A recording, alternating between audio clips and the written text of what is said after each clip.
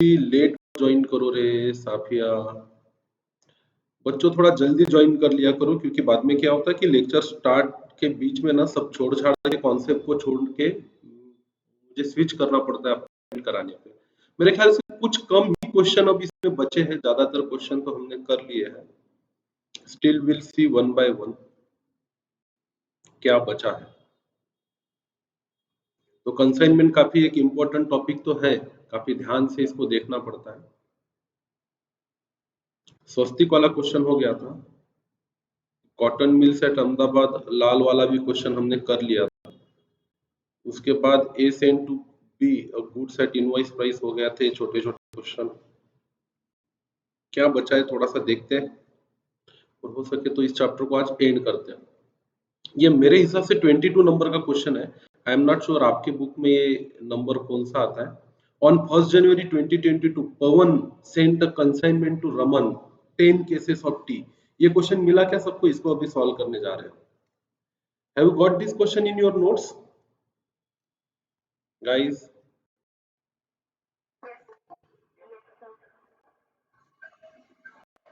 People are still joining.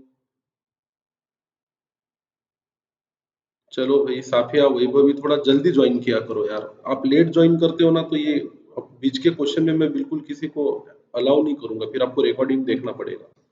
Make sure आप बिल्कुल within 2-3 minutes of link join कर लो। People are still coming, what to do.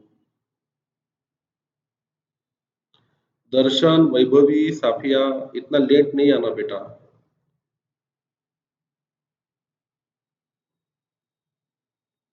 चलो ठीक है, लेट्स स्टार्ट। क्या होता है कि एक तो लाइव भी लेना है, इसकी रिकॉर्डिंग भी करनी है, so it will be difficult.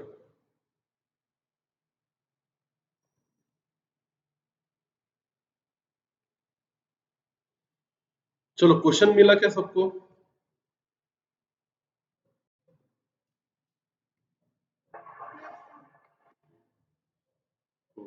कौन गाना बजा रहा है वहां पे? Yes sir.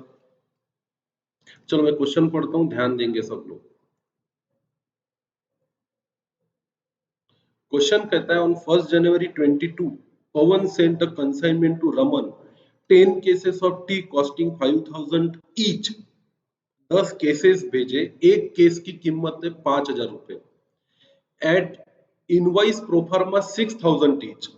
तो जिसकी कॉस्ट थी 5000, उसको हमने बिल किया, इनवाइस बनाया 6000 का। मतलब एक केस के ऊपर लोडिंग कितने रुपए का है बताओ? बोलो, एक केस पे लोडिंग कितने रुपए का?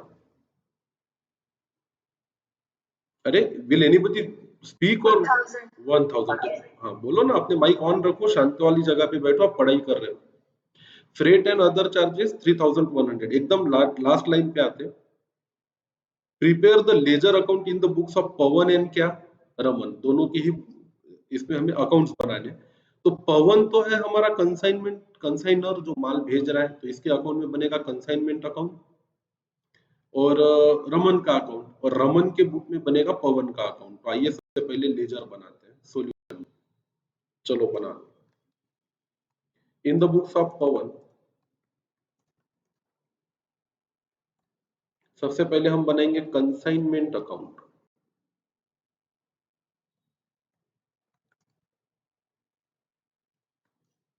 बनाओ बेटा, कंसाइनमेंट अकाउंट बनाओ। क्या बनाना होता है अकाउंट में? Particular amount, particular amount.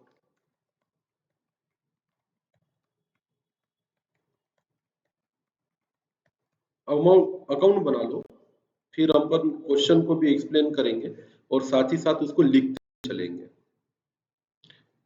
तो ये था इन द बुक्स ऑफ पवन, हमने बनाया कंसाइनमेंट अकाउंट। अब ज्यादा लाइन का बनाना, मैं तो चाहूँ तो लाइन बढ़ा सकता हूँ।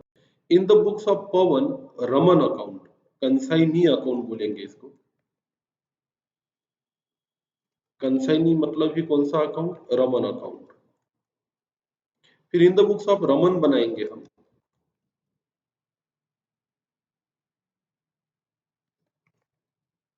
कंसाइनर्स अकाउंट,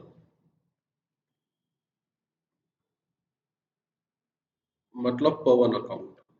तो ये भाई मेरे कुछ अकाउंट बन के रेडी है बिल्कुल। अब क्वेश्चन को हम पढ़ेंगे और इस क्वेश्चन को आंसर भी करेंगे, और जहां जहां जरूरत है वर्किंग नोट पे बनाएंगे। तो सबसे पहले आप अकाउंट बढ़िया बना के रख दीजिए। बन गए सबके अकाउंट?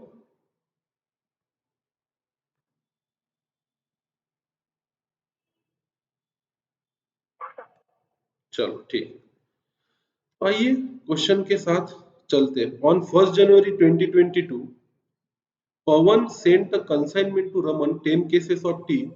माइक बंद करो अपना, जरूरत ना हो तो।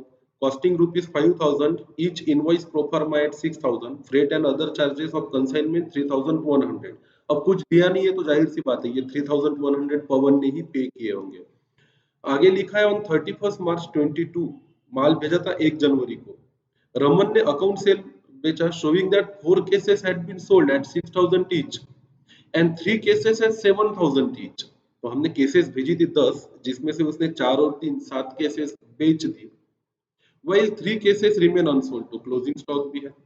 Raman also informed Pawan that one of the 3 cases remaining in stock, 2 cases were badly damaged due to bad packing and that they would be sold at 3000 per case, take as NRV। मतलब closing stock को value करते वक्त हमारे पास दो चीजें होगी, या तो इसकी कॉस्ट या तो इसकी NRV, which ever is lower. Cost तो वैसे 5000 है पर इसकी एनआरवी 3000 है, तो इसका स्टॉक हमें 3 पे दिखाना पड़ेगा, 2 केसेस का। बची हुई एक केस अच्छी है, उसको हम कॉस्ट पे मतलब 5000 पे दिखा सकते हैं। Raman was entitled to commission of 5% on gross sale which include the del credit commission. Del credit commission पकड़ के उसको 5% का कमीशन देना है उसके सेल अमाउंट पे। Raman could recover 4000 only from the customer to whom one case sold on credit for 6000। Amount of all other sale were duly received. ये problem वैसे भी रमन का है, रमन के बुक में ही इसको एंटर करेंगे। On 31 March 22 Raman paid the amount due to Pawan by means of a cheque. आपको अकाउंट बनाने, चलिए वन बाय वन एक एक लाइन पढ़ेंगे। हम सबसे पहले 5000 की कॉस्टिंग का माल 6000 के इनवॉइस कॉस्ट पे भेजेंगे। तो सबसे पहली एंट्री क्या होगी, कंसाइनमेंट अकाउंट में डेबिट में लिखेंगे to goods sent on consignment invoice price पे, और आप चाहो तो इसकी वैल्यू कर सकते हो 10 केसेस मल्टीप्लाइड बाय 6000। तो माल जो भेजा इसकी इनवॉइस प्राइस थी 60000। यहां तक ठीक है, क्लियर है सबको? क्या एंट्री पास करी हमने पहली, 10 केसेस भेजी एट रुपीज 6000 ईच।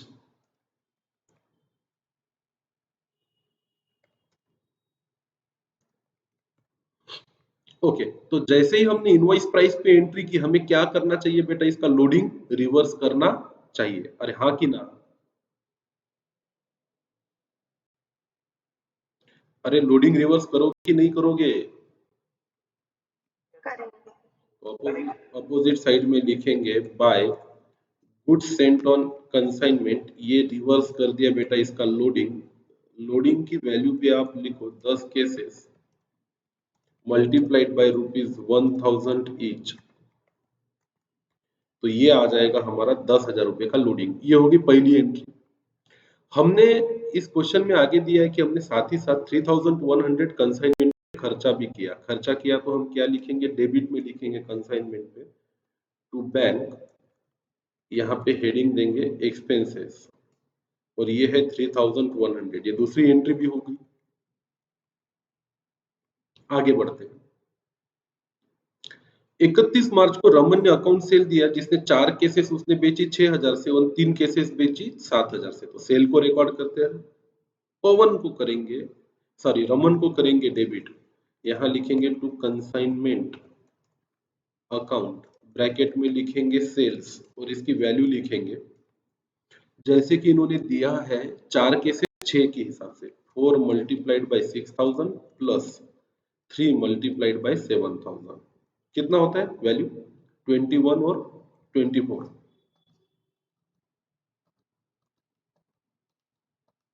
45000। तो भाई कंसाइनी को मतलब रमन को डेबिट और बाय कंसाइनी अकाउंट सेल्स का 45000 यहाँ पर क्रेडिट। यहाँ तक ठीक है, कोई दिक्कत किसी को? आगे की लाइन में क्या लिखा है देखते हैं।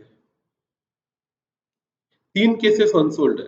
रमन ने बोला कि जो 3 केसेस अनसोल्ड है, 2 cases were badly damaged due to the back packaging and that they would be sold at 3000 per case taken as क्या NRV। तो नीचे इसकी नोट लिखेंगे, नोट वर्किंग नोट नंबर 1, और इसको नाम देंगे कैलकुलेशन ऑफ, अभी भी कोई आ रहा है, what is this,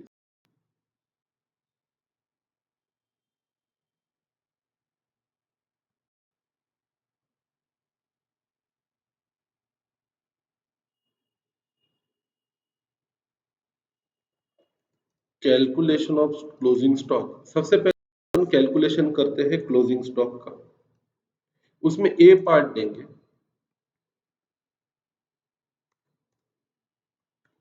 closing stock at invoice price is equal to 3 cases multiplied by 6000 each. 3 cases अगर 6000 ईच से आप वैल्यू करो तो इसकी वैल्यू होती है एट इनवॉइस प्राइस कितना, 18000। दूसरा लिखेंगे लोडिंग ऑन अबो, इस पे लोडिंग कितना करेंगे, 3 cases multiplied by ₹1000 each is equal to ₹3000। ये दो काम तो हमने कर लिए कि 18,000 रुपए का इनवॉइस प्राइस पे क्लोजिंग स्टॉक है, उस पे लोडिंग है कितने का, 3,000 का। It is also given that 2 cases will be sold at NRV of ₹3000 each.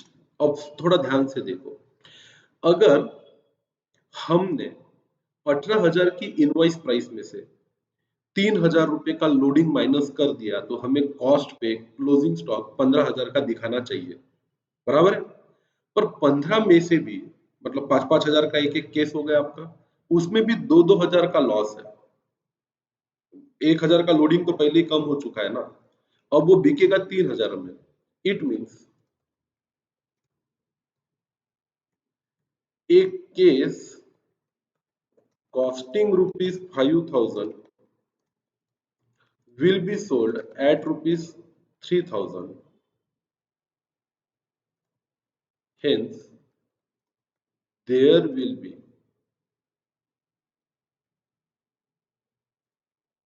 additional loss of ₹2,000 पर केस। भाई 18,000 में दिखाया था इनवॉइस प्राइस पे, उस पे से लोडिंग माइनस कर दी 3 की, तो एक एक केस आ गया 5 पे। पर 2 केसेस ऐसी है जो हमें 5 पे भी नहीं दिखानी है, 5 की जगह पे कितने पे दिखानी है, 3 पे। मतलब पहली केस पे 2,000 और दूसरी केस पे 2,000 और वैल्यू हमें कम करनी चाहिए क्लोजिंग स्टॉक की। इट मीन्स एडिशनल ₹4,000, ऐसा लिखो, 1 मिनट ऐसा लिखो, it means value of closing stock will have to be reduced again by ₹4,000.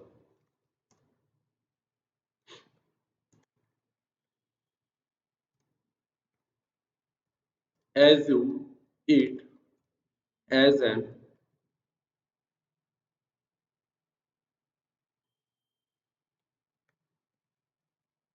additional loading। इसको और लोडिंग करने से क्या होता है, लोडिंग का 3,000 का रिवर्सल किया तो वैसे भी तो क्लोजिंग स्टॉक की वैल्यू कम होती है, तो इसको हम मानेंगे कि एक एडिशनल लोडिंग है। तो इसकी जर्नल एंट्रीज क्या होगी, हम एंट्री पहले पास करेंगे इसको इनवॉइस प्राइस पे रिकॉर्ड करने की, क्योंकि हमारी पद्धत है कि हम इसको इनवॉइस प्राइस पे ही रिकॉर्ड करते हैं। तो वैल्यू इसकी ये होगा closing stock with consignee account को करेंगे डेबिट 18,000 और क्रेडिट करेंगे टू कंसाइनमेंट अकाउंट। ये तो दिखा दिया 18,000 इनवॉइस प्राइस पे, और नरेशन में लिखेंगे being invoice price of closing stock recorded, या फिर being closing stock recorded at invoice price. Simple language में इनवॉइस प्राइस पे तो हमने क्लोजिंग स्टॉक रिकॉर्ड कर लिया। फिर आदत के मुताबिक हमें इसकी लोडिंग रिवर्स करनी चाहिए। लोडिंग रिवर्स करनी है मतलब इसी एंट्री को उल्टा करेंगे। तो हम लिखेंगे कंसाइनमेंट अकाउंट को डेबिट और क्लोजिंग स्टॉक विथ कंसाइनमेंट को क्रेडिट। 3000, ये तो उसका नॉर्मल लोडिंग जो है वो रिवर्स भी हो गया, 1,000 रुपए एक केस पे। और नरेशन में लिखेंगे being normal loading on 3 cases reversed. मतलब सिंपल सी बात है, एक केस को हमने अभी 5,000 पे दिखाया है, 6 पे दिखाया था, हजार रुपए की एंट्री रिवर्स कर दी। तो आज हमारे क्लोजिंग स्टॉक में 5,000 की पहली केस, 5,000 की दूसरी केस और 5,000 की तीसरी केस दी। पर इसमें एक ट्विस्ट है कि जो चीजें अभी अभी हमने 5,000 रुपए पे दिखाई है उसकी एनआरबी सिर्फ 3,000 रहने वाली है। तो 2,000 का और क्या आने वाला है, इस पे लॉस आने वाला है। तो इस 2,000 के लॉस को भी हमें तो दिखाना नहीं है ना 5 पे, हमें तो 5 की जगह कितने पे दिखाना है बेटा, कितने पे दिखाना है, 3 पे। तो ये लॉस कौन सा लॉस है हमारा, नॉर्मल लॉस है कि अब नॉर्मल लॉस है? हाँ, ये अब नॉर्मल लॉस है। It means value of closing stock will have to reduce again by 4,000। Assume it as an, यहाँ पे एडिशनल लोडिंग लिखा था, इसको काटिए, अभी एडिशनल लोडिंग नहीं रहेगा, इसके आगे लिखिए अब नॉर्मल लॉस।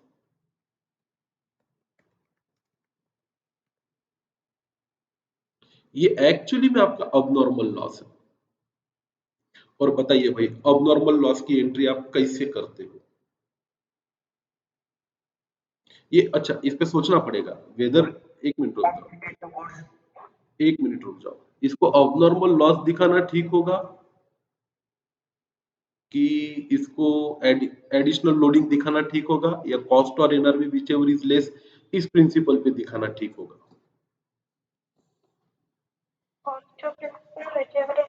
हाँ, कॉस्ट और NRV which ever is less दिखाया तो आपको अब नॉर्मल लॉस अलग से करने की कोई जरूरत नहीं है। इसका कोई पेज नंबर बताओ राधा, पेज नंबर क्या है? 29। व्हाट 29? 229। 229। अब इन्होंने, मैं देख लेता हूँ क्या किया। ये रहा पवन का क्वेश्चन, कंसाइनमेंट स्टॉक अकाउंट। अच्छा, इसमें और भी है, ये खर्चा ऐड नहीं किया, रुक जाओ, खर्चा भी ऐड करना है। क्या दिखाया, डेल क्रेडिट कमीशन तो हो गया।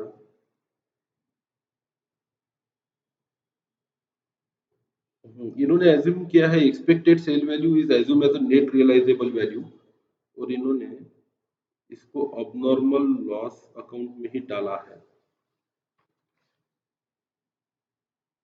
अबनॉर्मल लॉस में दिखाया है बेटा इसको।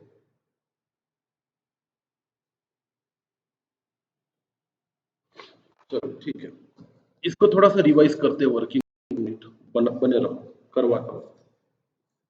सबसे पहले तो closing stock of 3 cases each, ये यहाँ पे एक ट्विस्ट और है, ये तो मैं ही भूल गया था। 3,100 रुपये हमने खर्चा किया ना, इसको ऐड नहीं करोगे क्या कॉस्ट पे लाने के लिए? तो 18,000 plus 3,100 it will come to the 21,100। ये तो पहले यहाँ पे एक करेक्शन करो, 21,100 हो गया है। इसका लोडिंग ठीक है, 3,000 रुपये नीचे क्या किया, माइनस किया। अब इसका क्या करना है कि जो दो केसेस की एनआरवी 3,000 रुपये आएगी। It is also given that two case will be sold at NRV of 3,000 each means a case costing, ये 5,000 भी नहीं आएगा, 21,100 डिवाइडेड बाय करना पड़ेगा 10, सॉरी 3, 1 मिनट 3100 कितने केसेस का खर्चा था रे? 10 केसेस का। तो 3100 डिवाइडेड बाय 10 मतलब एक केस का 310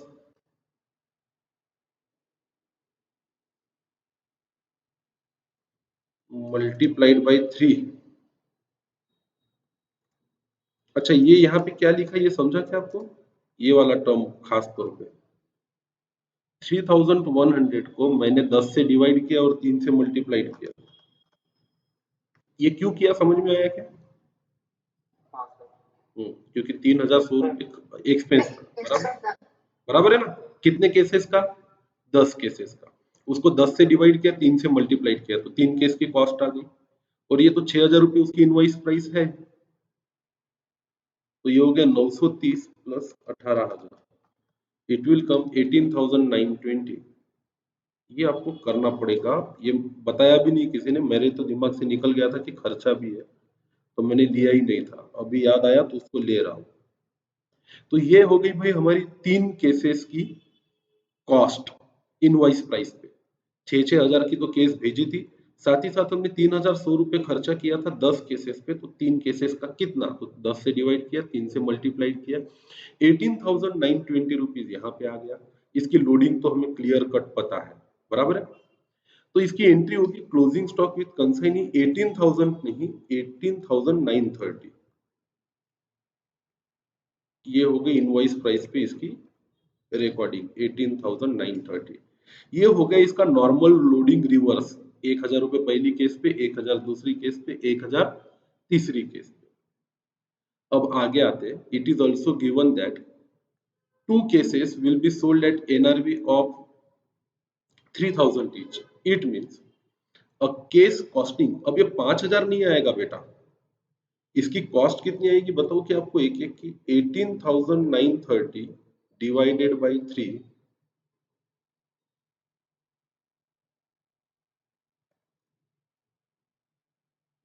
अब 3 केसेस की हमारी कॉस्ट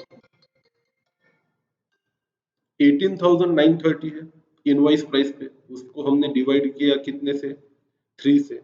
और इसमें से माइनस करेंगे 1,000 की लोडिंग। एक बात ध्यान में रखो, इसकी कॉस्ट निकाल रहे हैं हम, या फिर सिंपल सिंपल ऐसा करो ना,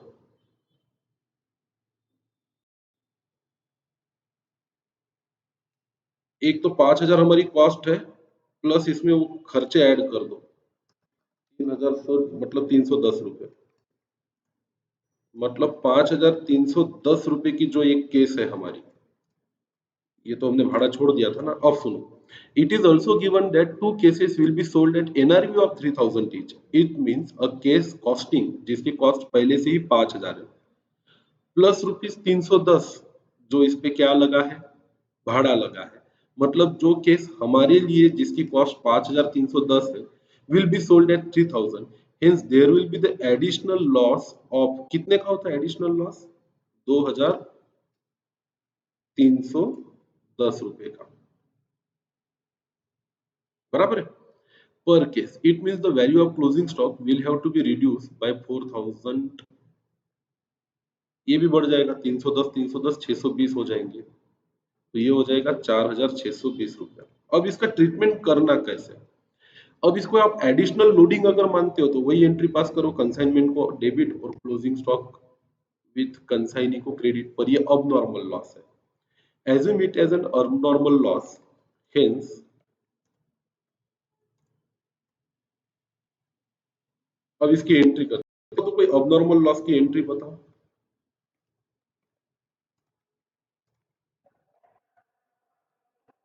हाँ, ये 4,620 रुपये कहाँ से आए समझा क्या? सबसे पूछ रहा हूं मैं। ये 4,620 क्यों आए और कैसे आए? 5,000 तो हमारी एक्चुअल कॉस्टिंग है ही उसकी, बराबर है ना? उस पे भी 310 का हमारा खर्चा लगा, तो एक एक केस 5,310 की है। उसको बेचेंगे 3,000 में तो एक केस पे 2,310 2,310 का खर्चा आएगा, मतलब लॉस होगा। तो दो केसेस पे ₹4,620 का हमारा लॉस हो रहा है और ये हमारा एबनॉर्मल लॉस है। एबनॉर्मल लॉस की एंट्री क्या होती है? एबनॉर्मल लॉस अकाउंट को डेबिट और किसको क्रेडिट है?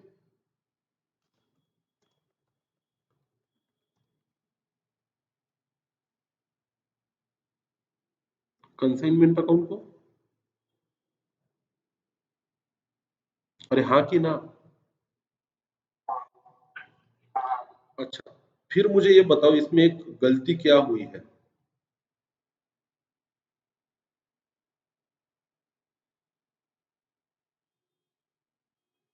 बैलेंस शीट में कितने में दिख रहा है आपका स्टॉक?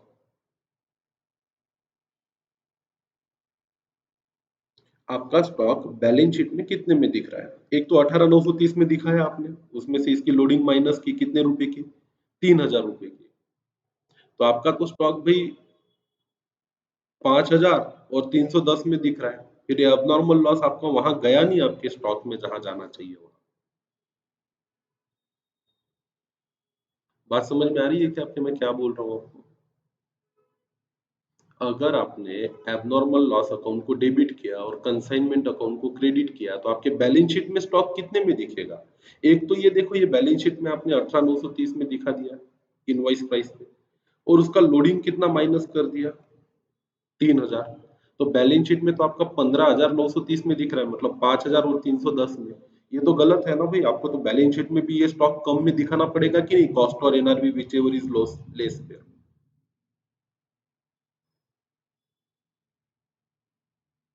अरे हाँ कि ना? अरे हो कि नहीं? मैं क्या बोल रहा हूँ बात समझ में आ रही है क्या आपके? ये तो अबनॉर्मल लॉस की आपने एंट्री कर दी। हाँ तो उसकी एडजस्टमेंट करोगे कैसी? वही तो सवाल है। बैलेंस शीट में कम कैसे करोगे? क्लोजिंग स्टॉक विद कंसाइनी को तो और ज्यादा क्रेडिट करना है हमें।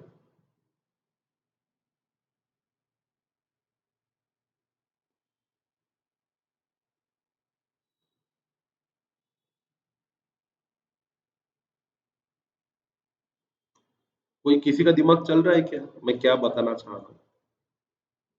ये जो लॉस है 4,620 का, ये लॉस तो है।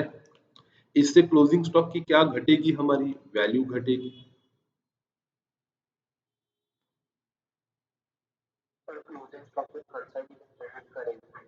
क्या करेंगे? हाँ तो ये कंसाइनमेंट को क्रेडिट करने की बजाय कहाँ क्रेडिट किया जाएगा? क्लोजिंग स्टॉक विद कंसाइनी को क्रेडिट किया जाएगा तो बैलेंस शीट में आपके 18,930 माइनस 3,000 माइनस 4,620 दिखेंगे। चलो माना। पर आपने जब ये काम किया तो आपके कंसाइनमेंट अकाउंट का पिक्चर क्या है वो भी तो क्लियर करो। चलो इसकी एंट्रियां पास करते हैं पहले। आ जाओ वन बाय वन।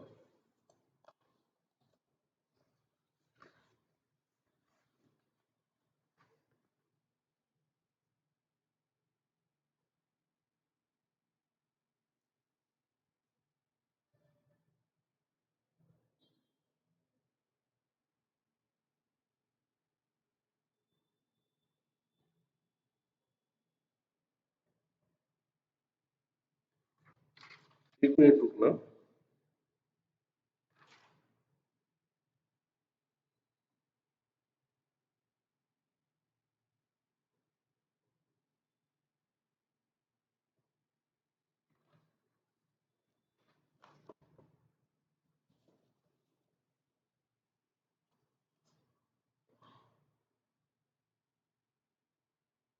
अगर इसी को कंसाइनमेंट को डेबिट और क्लोजिंग स्टॉक विद कंसाइनी को क्रेडिट कर दिया तो क्या फर्क पड़ेगा?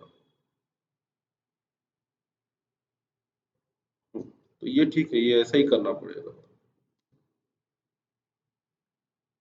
यहाँ पे कंसाइनमेंट की जगह पे क्लोजिंग स्टॉक विद कंसाइनी को क्रेडिट करना पड़ेगा। 4,620 रुपया। अब ठीक है, अब आप देखोगे ना तो आपके बैलेंस शीट में आपका जो ये ये है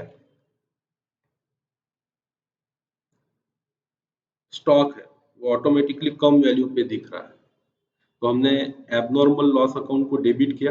मैं तो बोलता हूँ यहाँ पे एबनॉर्मल लॉस अकाउंट को डेबिट करने के बजाय ना कंसाइनमेंट अकाउंट को ही डेबिट करते हैं, ये ज्यादा सही रहेगा। कहीं भी करो, देखो एबनॉर्मल लॉस को भी डेबिट करोगे तो नेट इफेक्ट पीएनएल में जाने वाला है आपके, और कंसाइनमेंट को भी डेबिट करोगे तो प्रॉफिट कम होगा, कंसाइनमेंट का नेट इफेक्ट पीएनएल में जाने वाला है, तो उससे कोई विशेष फर्क पड़ता नहीं। सिर्फ ये क्वेश्चन थोड़ा ट्रिकी है, इसलिए इस पे दिमाग थोड़ा ज्यादा लगाना जरूरी है। अब ये एंट्रियां सही है, एक तो हमने क्लोजिंग स्टॉक को रिकॉर्ड कर लिया पहले इनवॉइस प्राइस पे, फिर उसका जो नॉर्मल लोडिंग था वो कर दिया माइनस, एडिशनल जो हमारा लॉस हो रहा है वो भी उसकी वैल्यू में से कम कर दिया, तो क्लोजिंग स्टॉक की वैल्यू ही क्या हो गई, कम हो गई। अब यहाँ पे एक ट्विस्ट ये है कि आप चाहो तो कंसाइनमेंट को डेबिट करो तो भी आप कंसाइनमेंट का प्रॉफिट घटाओगे, आप इसको अबनॉर्मल लॉस अकाउंट भी मानते हो तो भी आपका पीएनएल में जाएगा, कंसाइनमेंट में डेबिट करने के बाद भी वो पीएनएल में ही जाता है। तो ये तीन एंट्री पास करेंगे ऊपर। आओ फिर यहाँ पे दिखाते पहली एंट्री क्या है, क्लोजिंग स्टॉक विद कंसाइनी को डेबिट और कंसाइनमेंट को क्रेडिट। तो यहाँ लिखेंगे by closing stock with consignee,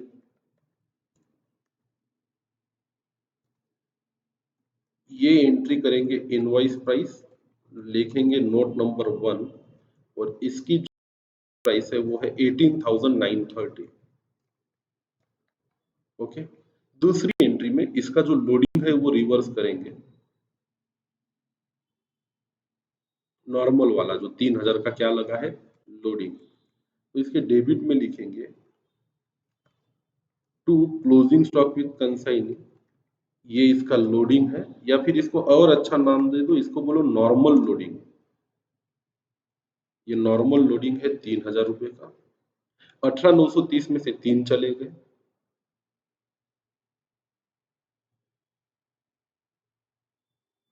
अब इसमें से ये जो एडिशनल लॉस हो रहा है 4,620 का, ये भी माइनस हमें करना चाहिए। तो आप अबनॉर्मल लॉस अकाउंट बनाओ या सीधा सीधा कंसाइनमेंट के डेबिट में डाल दो, उससे कोई फर्क पड़ेगा नहीं, क्योंकि ले दे आपके पीएनएल में ही जाने वाला है। तो हम कंसाइनमेंट को डेबिट करेंगे और क्लोजिंग स्टॉक क्रेडिट करेंगे।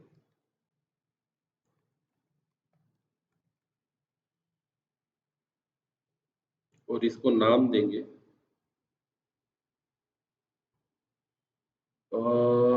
एडिशनल लोडिंग, वही सही था पहले का जो मैंने लिखा था, इसको एडिशनल लोडिंग कंसीडर करेंगे तो सारी एंट्री हमारी सही हो जाएगी। ये एडिशनल लोडिंग 4,620 की, और आप चाहो तो बैलेंस शीट में एक एक्सट्रैक्ट बना सकते हो, यहाँ पे इन द बुक्स ऑफ पवन, इसको बोलेंगे अपन extract of balance sheet.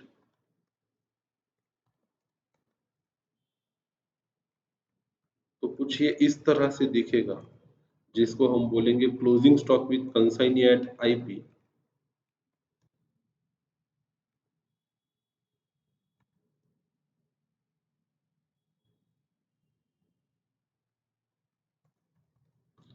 Closing stock with consignee at IP. पहले तो वो इनवॉइस प्राइस पे दिखेगा, और इसकी इनवॉइस प्राइस है 18,930, इसमें से लेस करेंगे नॉर्मल लोडिंग, और इसका नॉर्मल लोडिंग है 3,000, इसमें से हम और लेस करेंगे एडिशनल लोडिंग, इसकी वैल्यू और भी कम हुई है, एक प्रकार से हमारा अबनॉर्मल लॉस ही है, और ये है 4,620 रुपए का। और आप देखोगे तो आपको ये पता चलेगा कि आपका जो क्लोजिंग स्टॉक है 18,930 प्लस सॉरी माइनस 3,000 माइनस 4,620 11,310 में दिख रहा है। अब 11,310 कैसे आया वो भी बता देता हूँ, क्रॉस चेक कर सकते हैं, आपको एग्जाम में इतना सब करने की जरूरत नहीं है। 5,000 पहले केस का बराबर है, प्लस उस पे लगा हुआ 310 रुपए का ये भाड़ा, प्लस 3,000 एनआरवी दूसरे केस की, प्लस 3,000 एनआरवी तीसरे केस की, यही तो एक्चुअल उससे आने वाला पैसा है। देखो 5,000 का तो था ही एक केस, उस पे हमने 310 का दिया भाड़ा, 5,310 हो गया प्लस 6,000, ये हो गया आपके 11,310, जो आपके एक्चुअल कॉस्ट है उसी पे आपने क्लोजिंग स्टॉक को रिकॉर्ड किया।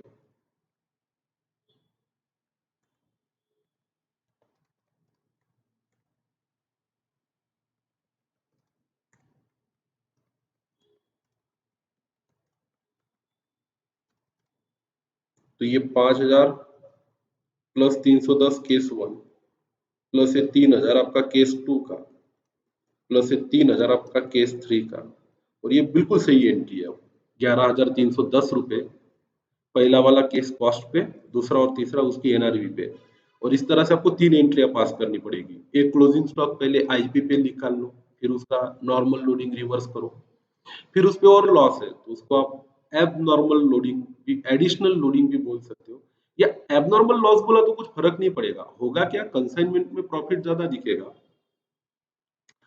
पीएनएल में ज्यादा जाएगा, एक एबनॉर्मल लॉस दिखेगा वो कम जाएगा, ले दे के प्रॉफिट एंड लॉस अकाउंट पे आपका नेट इफेक्ट सेम ही जाने वाला है, वो चेंज होने वाला नहीं है। पर वैसा करने से एक प्रॉब्लम ये है कि बैलेंस शीट में 4,620 रुपए आएंगे नहीं, और वो नहीं आएंगे तो बैलेंस शीट में आप गलत दिखाओगे आपका क्लोजिंग स्टॉक, वो तो कॉस्ट और NRV which ever is less पे ही दिखना चाहिए। तो चलो ये हो गई हमारी काम यहाँ तक खत्म। तो टफ था, चैलेंजिंग था, पर सीखने वाली बात थी।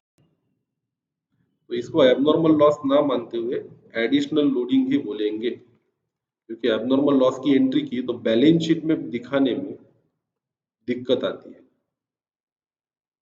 बहुत सोचना पड़ता बेटा, बहुत देखना पड़ता आराम से और शांति से, यही फायदा होता है टीचिंग का। बाकी तो आपको एग्जाम में अगर ऐसा क्वेश्चन आ जाए तो अपना दिमाग खुद ही चलाना है कि क्या करूं और क्या ना करूं। अब बोलो, अब आगे का सब इजी है, फिर इस क्वेश्चन में अब कोई दम नहीं रहा। कमीशन कैलकुलेट करो, प्रॉफिट कैलकुलेट करो और अकाउंट को क्लोज करो। जो भी था ये सब खेल इसी पे था, क्लोजिंग स्टॉक की वैल्यू पे। तो मैं फिर से पूछता हूँ, क्या किया और क्यों किया क्लोजिंग स्टॉक की ये 3 एंट्रियां समझ में आई क्या आपको? सब लोग अपना माइक चालू करके जवाब दो।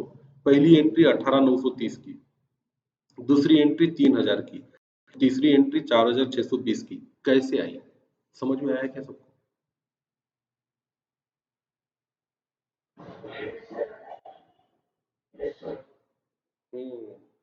और बताओ, दो लोगों ने यस सर बोला, इसका क्या मतलब है?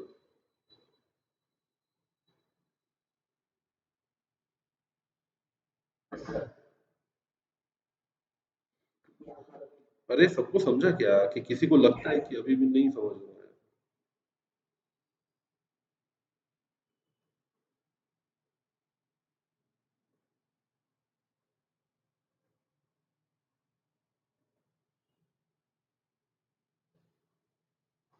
ऑल राइटी, चलो फिर अब क्या छूटा इस क्वेश्चन में और देखते हैं।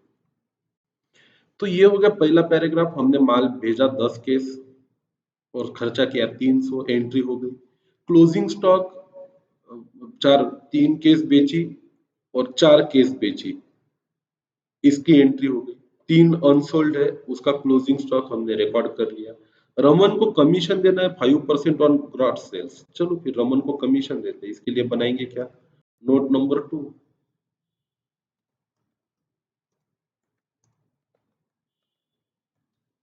कमीशन इज इक्वल टू, बोलो सेल कितने रुपए का हुआ था हमारा, 45,000 का, मल्टीप्लाइड बाय कितना परसेंट देना है, 5%। बताओ 45,000 का 5% कितना होता है?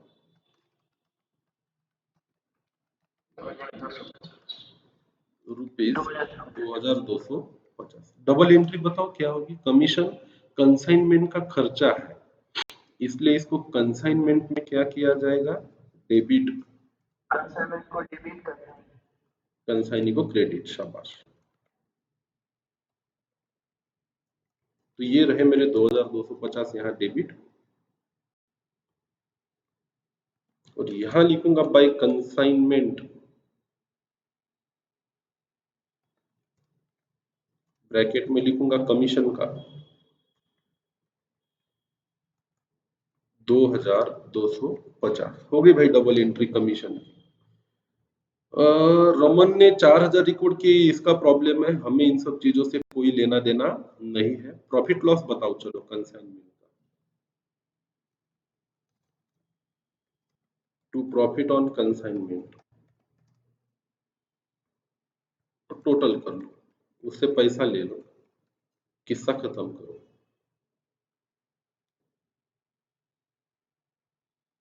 चलो कम ऑन क्विक फास्ट जल्दी से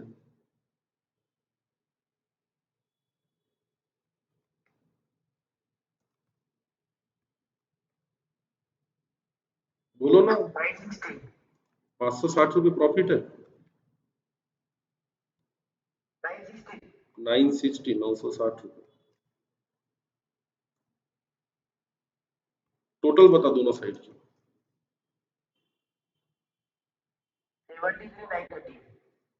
73,930। ये आया क्या सबका?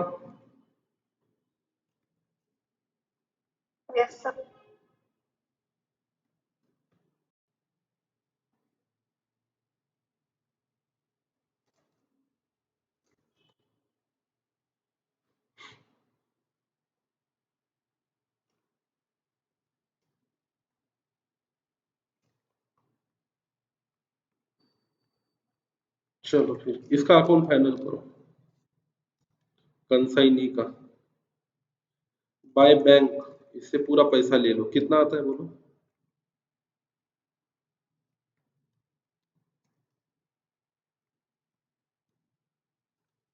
बोलो ना। 42,750।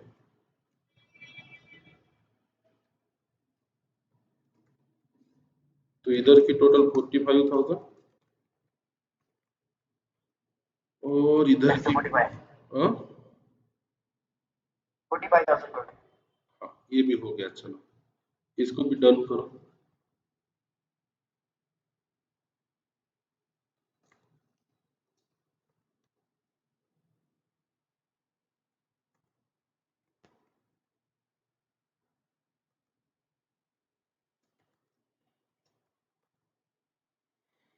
आगे बढ़ते हैं। One, extract of balance sheet, वैसे इसकी जरूरत थी नहीं, ये आपके समझने के लिए बताया, और अच्छा है अगर आप इसको लिख के रखो तो।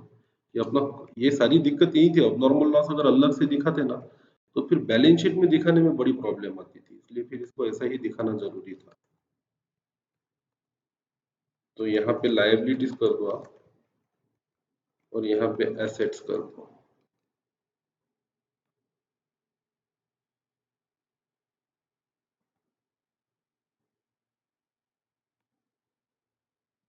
ये जरूरी नहीं है, पर आपको समझना चाहिए कि ये क्यों जरूरी था ऐसा करना। ये एडजस्टमेंट के बिना मजा नहीं आता था।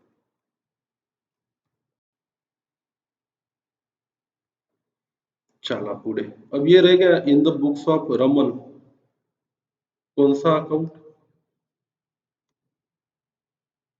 कंसाइनर अकाउंट, तो इसको तो लेना है भाई पैसा, तो ये तो बोलेगा कि आप बाय कैश। इसने कैश में बेचा ना, तो इसने जो कैश में सेल किया, देखो इसके अकाउंट कैसे बनाने के। 4 केसेस उसने सोल्ड किए 6,000 इसमें, 4 cases has been sold at rupees 6,000 and 3 cases at 7,000। तो कैश में बेचा या क्रेडिट में, तो अपन मानते हैं सब क्रेडिट में ही बेचा। बाय डेटर्स करेगा ये, और ये लिखेगा 7, वही अपना सेल कितने का हुआ था, 4 हाँ 4 multiplied by 6,000 और 3 multiplied by 7,000। ये सॉरी इधर बाय डेटर्स, मैंने गलत साइड लिखा था। डेटर्स को करेगा डेबिट और इसको करेगा क्रेडिट 45,000, और इसका कमीशन इसका इनकम है, तो कमीशन को क्रेडिट और इसके अकाउंट को करेगा डेबिट।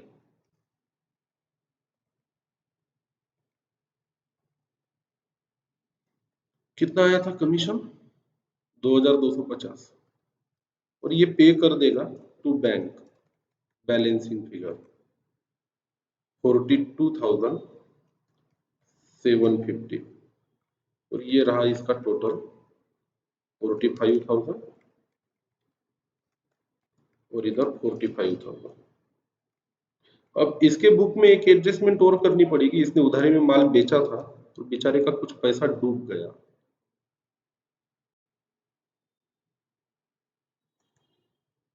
तो in the books of Raman एक और अकाउंट बनेगा,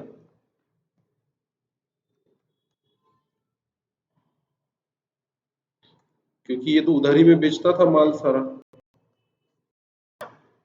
तो इसको बोलेंगे अपन कंसाइनमेंट डेटर्स अकाउंट। ये क्यों ऐसा करेगा, जब वो बेचेगा तो वो करेगा डेटर्स को डेबिट, और पैसा तो उसको सामने वाले को देना है तो उसको करेगा क्रेडिट।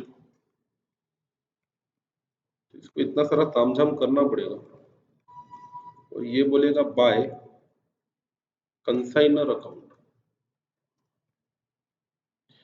तो इसने किया डेटर्स को डेबिट 45,000 और कंसाइनर को किया क्रेडिट 45,000।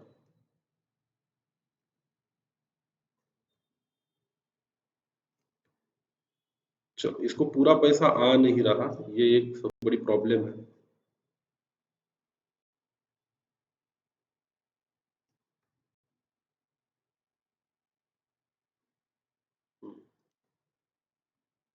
तो बैड डेट को डेबिट और इधर करेगा वो क्रेडिट। कितना पैसा उसका? 2,000। तो इसके बुक में ये 2,000 का लॉस है। बाकी मान के चलते उसने कैश में रिकवर कर लिया। Assume recovered 43,000। तो ये बन गए उसके बुक में कंसाइनमेंट डेटर्स अकाउंट भी।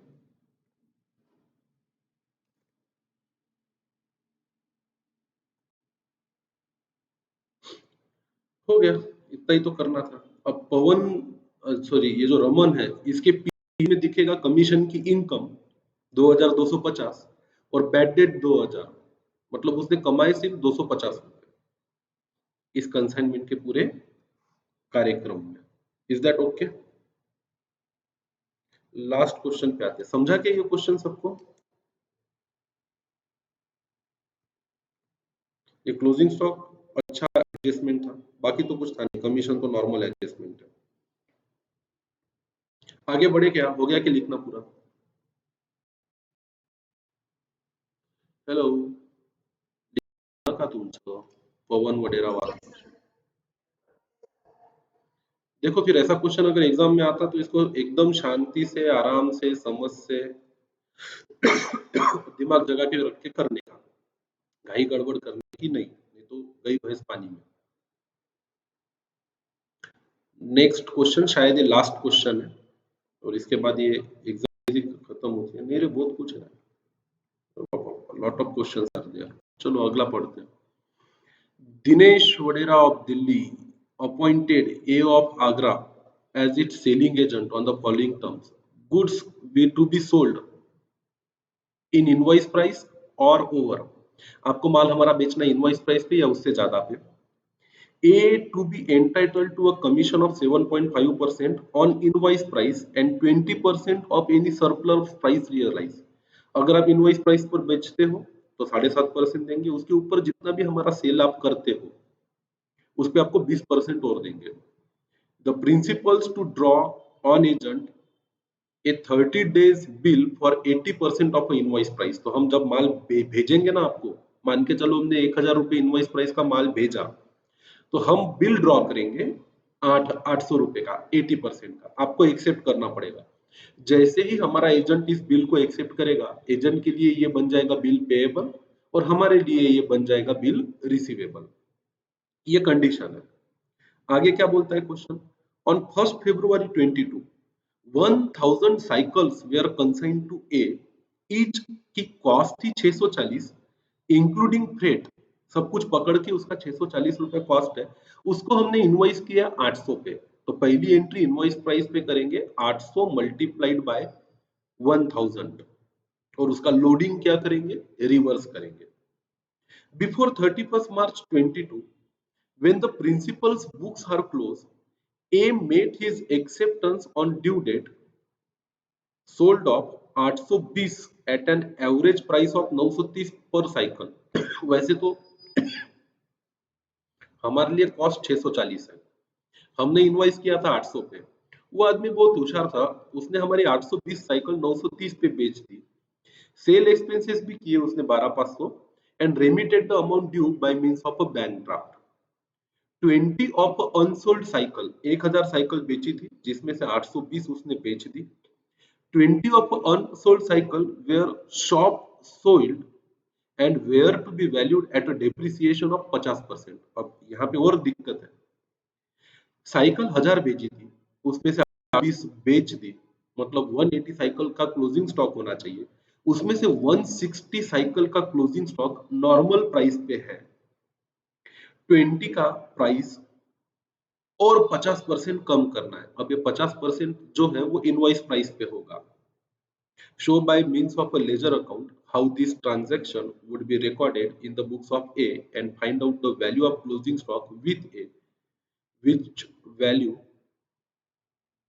D will account for the balance stock।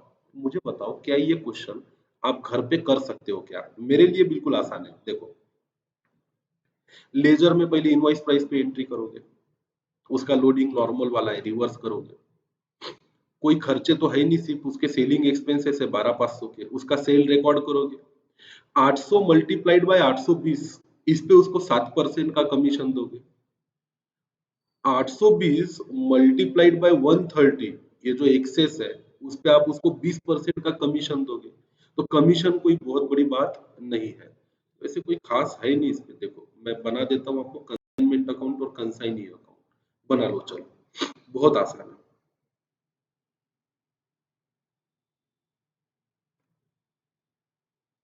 In the books of D, consignment account और कंसाइनी अकाउंट। बस एक बार किसी नए टाइप के क्वेश्चन को करने में कष्ट लगता है, पर एक बार हमें ये समझ जाए कि इस क्वेश्चन को करना कैसे, तो फिर मुझे नहीं लगता दिक्कत आनी चाहिए। दो अकाउंट बनाओ, चलो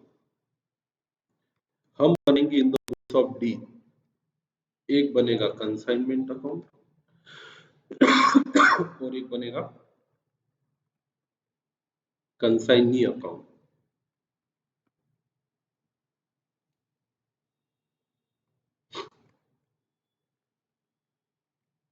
सबसे पहले साइकिल बेच दो 1000 मल्टीप्लाइड बाय 800 और उसका क्या रिवर्स कर दो, लोडिंग रिवर्स कर दो।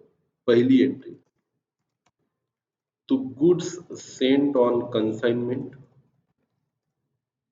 ब्रैकेट में लिखेंगे इनवॉइस प्राइस, इसके आगे लिखेंगे 1000 मल्टीप्लाइड बाय 800, ये आता है 8 लाख रुपए। इसी का 2 को इधर बाय कर देंगे, यहाँ इनवॉइस प्राइस के जगह पे हम लिख देंगे लोडिंग। लोडिंग है कितने रुपए का है, 640 और 800 मतलब 160, ये इसका रिवर्स हो गया loading. 160 multiplied by 1000 it comes to 1,60,000। फिर यहाँ लिखेंगे बाय कंसाइनी और ये है भाई हमारा सेल्स। उसने हमारी, अच्छा इंसान था वो, उसने हमारी 800 कितनी साइकिल, एक बार देखो, 820 930 के रेट से 820 मल्टीप्लाइड बाय 930,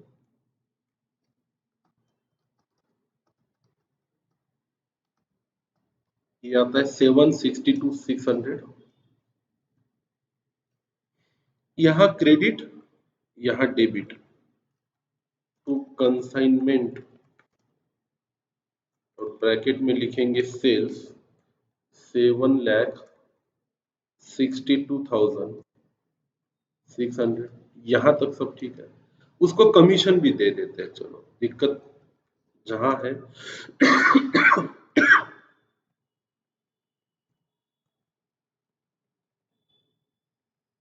कमीशन, कमीशन बड़ा आसान है, आप चाहो तो नीचे नोट बना लो।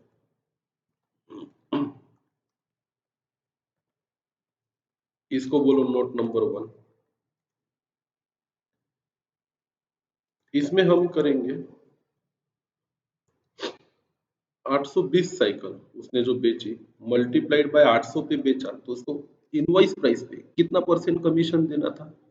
7.2%।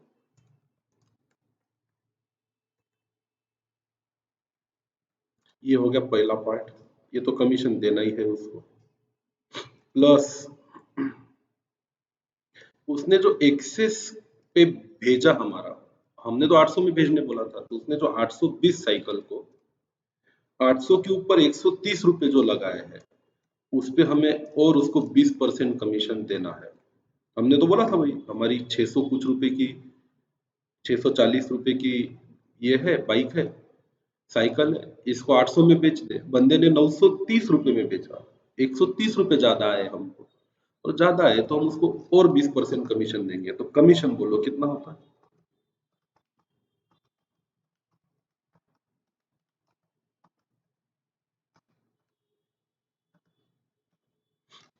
ये होता है 49,200 regular commission, plus 820 multiplied by 130 multiplied by 20 21,320। तो इसका जो टोटल कमीशन बनता है वो है 70,520। ये समझा कैसे कैसे आया कमीशन कि इसमें डाउट है? बच्चों ये बात गई के दिमाग में कमीशन वाली? ये आसान, चलो एंट्री पास कर दो। कंसाइनमेंट को डेबिट 70,520 रुपये, और इसको क्रेडिट बाय कंसाइनमेंट ब्रैकेट में कमीशन 70,520 रुपये। उसने कुछ खर्चा किया, एक्सपेंसेस डाल देते हैं 12,500, ये डाल दो यहीं पे, 12,500 की एंट्री करो।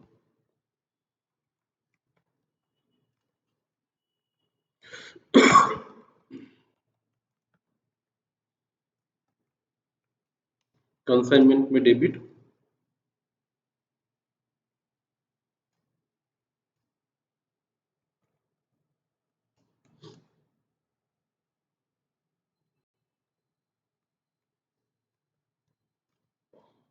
ब्रैकेट में लिखेंगे सेलिंग एक्सपेंसेस 12,500 यहाँ पे क्रेडिट। ये भी पार्ट बड़ा आसान था, इसमें भी कोई बहुत बड़ा काम था नहीं। फिर से क्वेश्चन पे आते हैं। गुड्स इनवॉइस प्राइस पे बेचेंगे, बेचा, उसका लोडिंग रिवर्स किया, चलो ठीक है। कमीशन 7.5% और 20% देंगे, एंट्री पास कर ली। अच्छा, माल बेचते ही एजेंट पे 80% ऑफ इनवॉइस प्राइस का बिल करना है। तो हमने माल जो भेजा था 8 लाख रुपए इनवॉइस प्राइस का था, है ना? हम तो उसको बोलेंगे कि जैसे तेरे को 8 लाख का माल मिला वैसे ही तू हमें बिल दे दे। तो हम बोलेंगे बिल रिसीवेबल को डेबिट, क्योंकि उसने एक्सेप्ट किया, और इसको क्रेडिट। तो यहाँ लिखेंगे बाय बिल रिसीवेबल। तो वैल्यू कैसे आएगी? 8 लाख इनवॉइस प्राइस का जो माल भेजा था उसका 80% तुरंत ले लेना है उससे, मतलब 6,40,000 रुपया। इसमें देर नहीं करनी है। ये भी कर लिया। क्वेश्चन पढ़ेंगे। ये सब हो गया, ये सब हो गया, ये भी हो गया। उसने एक्सेप्टेंस मेड भी कर लिया, अपने को पैसा आ गया वो बिल रिसीवेबल का, यहाँ तक सब हो गया। 20 of unsold cycle where shop spoiled and where to be valued at a depreciation of कितना परसेंट? 50%। अभी डिप्रिसिएशन किस पे लगाना है, इनवॉइस प्राइस पे या कॉस्ट प्राइस पे? इसके बारे में कोई क्लैरिटी नहीं दी है, तो अपन मानेंगे कि ये डिप्रिसिएशन प्राइस पे लगाना है। अब बनाएंगे इसकी नोट नंबर 2। देखो तुरंत समझा देता, कोई नहीं। इसको बोलेंगे अपन वैल्यू ऑफ क्लोजिंग स्टॉक। पहले तो इसका नॉर्मल लोडिंग, पहला इसका पार्ट ए, इसको बोलेंगे closing stock at IP is equal to,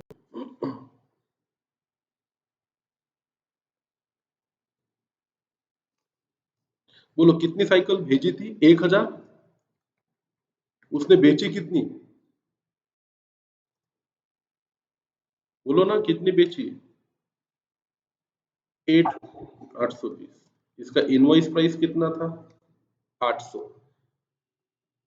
तो उसके पास हमारी 180 साइकिल है, मल्टीप्लाइड बाय 800, तो ये हो गई इसकी इनवॉइस प्राइस पे 1,44,000 रुपए क्लोजिंग स्टॉक। इसका बी पार्ट करेंगे, normal loading is equal to 180 cycles multiplied by, a normal loading कितना है रे? 160 रुपए है ना, मल्टीप्लाइड बाय 160 ईच, तो ये हो गया 180 मल्टीप्लाइड बाय 160, तो ये नॉर्मल लोडिंग हो गया 28,800। ये एंट्री भी कर लो। अब तीसरा इसको बोलेंगे हम एडिशनल लोडिंग। क्यों एडिशनल लोडिंग यहाँ पे करना की जरूरत पड़ रही है? क्योंकि लोडिंग माइनस हुआ तो कॉस्ट पे नहीं आता, उसकी कीमत और भी घटती है। तो यहां लिखेंगे एज्यूम, अच्छा एडिशनल लोडिंग के आगे लिखेंगे एज ऑफ नाउ। अच्छा इसमें कोई खर्चा हमारा था क्या? नहीं था ना। अगर हमने 800 रुपये इनवॉइस प्राइस लिया है और 160 का लोडिंग लिया है, तो इनवॉइस प्राइस के बाद अगर कोई खर्चा है तो ऐड करना पड़ेगा, पर यहाँ पे कोई खर्चा है नहीं, वो इंक्लूडिंग एवरीथिंग है। तो as of now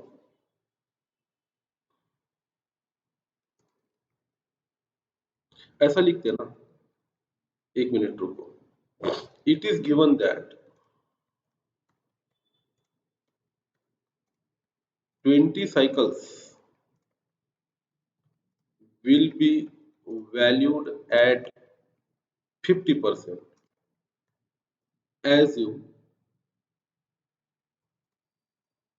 it is to be valued at 50% of invoice price, that is at rupees 400 each। ऐसा नहीं दिया है कि ये 50% किसका लेना है, कॉस्ट का मतलब 640 का,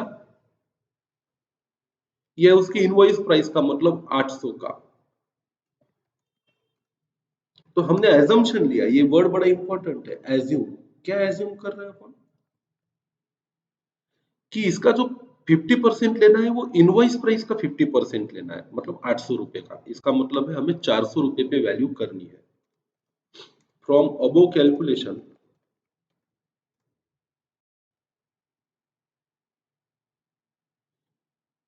we can see that currently each cycle is valued at rupees, एक तो 800 था, उसमें से हमने 160 माइनस किया, 800 में से 160 गए, ये आता है 640 पे। हम मान रहे हैं कि इसको 400 पे वैल्यू करना है। If A bicycle is to be valued at rupees 400 each, again 640 minus 400 is equal to rupees 240 each,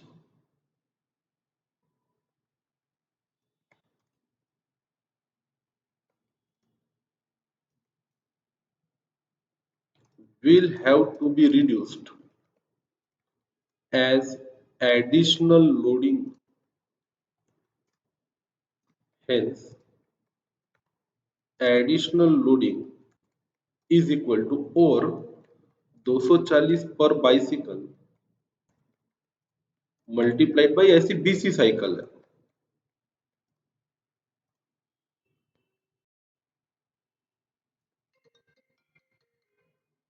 ये कम करो।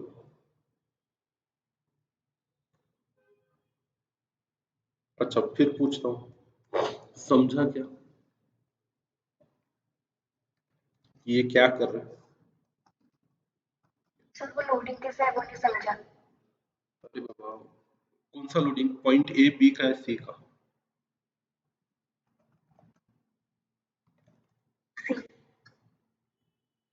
देख पहले तो ये है कि हमारे पास कितनी क्लोजिंग स्टॉक बची है वो बता। ये तेरे समझ के लिए थोड़ा अलग कर, ए बी सी और इसको डी कर देता। सबसे पहले तो क्लोजिंग क्वांटिटी बता दे। 1000 माइनस 820 इज इक्वल टू कितनी? 180 बाइसिकल्स। ये बात समझ में आई सबको? ठीक है, यहाँ पे 180 माइनस 800 ही किया था, तो ये 180 बाइसाइकल्स मल्टीप्लाइड बाय ₹800 ईच, तो ये तो आ गया 144। ये जो लोडिंग है 160, ये तो क्वेश्चन में क्लियर है भाई। हमने यहाँ पे दिया था कि ईच कॉस्टिंग 640, हर बाइसिकल की कॉस्ट कितनी है? 640। इसको इनवॉइस कितने पे कर रहे हैं? 800 पे। मतलब एक एक पे लोडिंग कितने का है? 160 रुपए का। अरे हाँ कि ना? तो इसका नॉर्मल लोडिंग माइनस किया, 180 साइकिल्स माइनस 160, 28,700। अब कहानी में ट्विस्ट क्या है, यहाँ पे एक एडिशनल लोडिंग भी है। यहाँ पे एडिशनल लोडिंग भी है। हाँ, अब ये क्या बोलता है कि ये लाइन पढ़ो क्वेश्चन की, ये लाइन बड़ी इंपॉर्टेंट है। 20 of the unsold cycles were shop spoiled, soiled नहीं होना था, यहाँ पे spoiled होना था, खराब हो गई शॉप में रखे रखे। And were to be valued at depreciation of कितना परसेंट? 50%। मतलब हमारे पास दो रास्ते हैं, इनवॉइस प्राइस 800 है तो 400 पे दिखाओ, उतने में बिकेगी वो, या तो कॉस्ट 640 है तो 320 पे दिखाओ, उतने पे बिकेगी वो। अभी 50% लेना किसका है, ये क्वेश्चन ने क्लियर दिया नहीं है। अब ये किसके शॉप पे है, अपने शॉप पे कि हमारे एजेंट के शॉप पे? एजेंट। एजेंट को भाव पता है 640 की, उसको पता है भाव 800।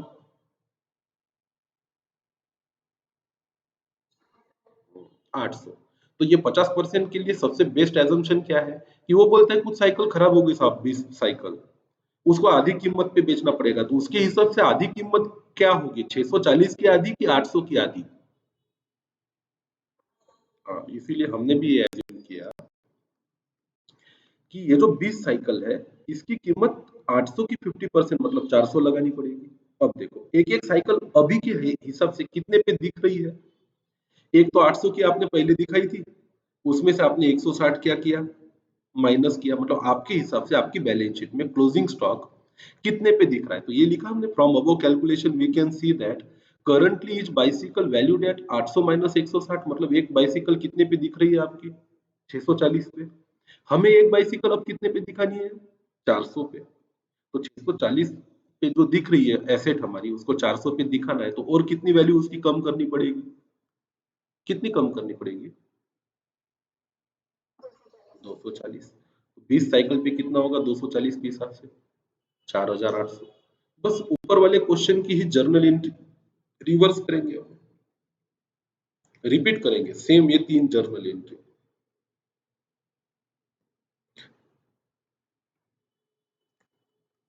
being additional loading due to abnormal loss, या फिर abnormal loss की जगह पे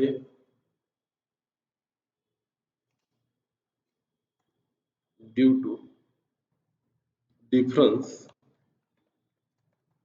in cost and NRV। ये ये जो हमने पिछले क्वेश्चन में किया था, वैल्यू सिर्फ अलग रहेगी।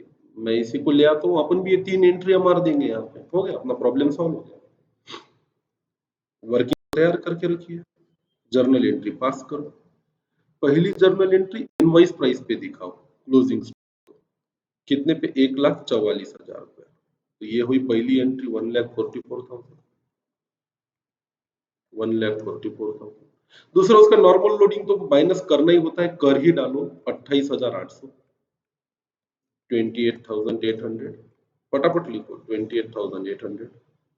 अब इसका एडिशनल लोडिंग 4,800, ये भी माइनस कर डालो, तो वही कंसाइनमेंट को डेबिट 4800 और क्लोजिंग स्टॉक को क्रेडिट 4800 हो गई, वही 3 एंट्री। तो वैसे तो नॉर्मली उसकी normal cost less normal loading हम करते हैं, एडिशनल है तो एडिशनल लोडिंग भी माइनस करें।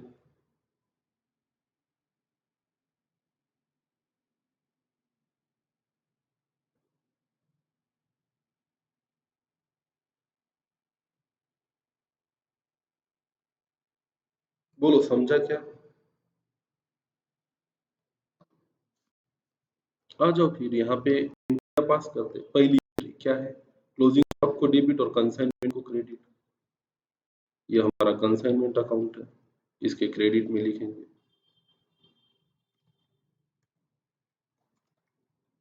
By closing stock at invoice price. कितना है भाई इनवॉइस प्राइस पे? 1,44,000।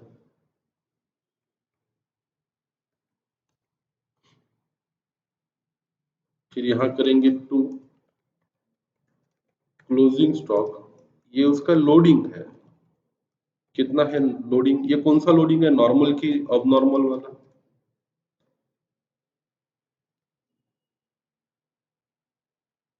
ये नॉर्मल लोडिंग है कि अब नॉर्मल लोडिंग है?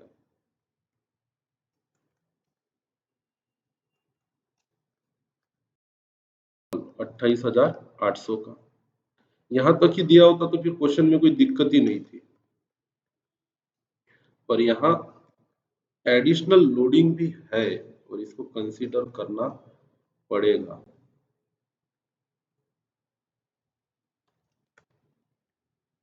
कितना है एडिशनल लोडिंग?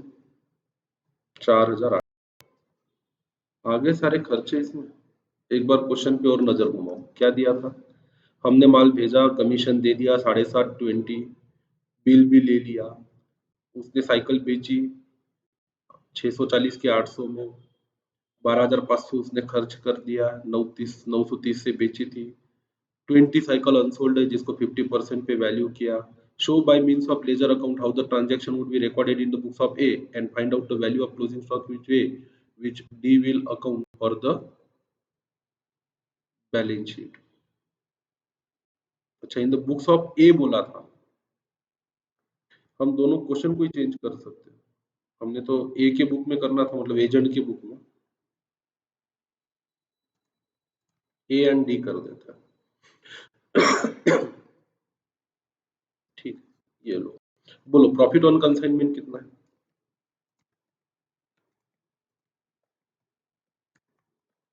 हेलो, सो मत, कौन कौन जाग रहा है, कौन कौन सो गया?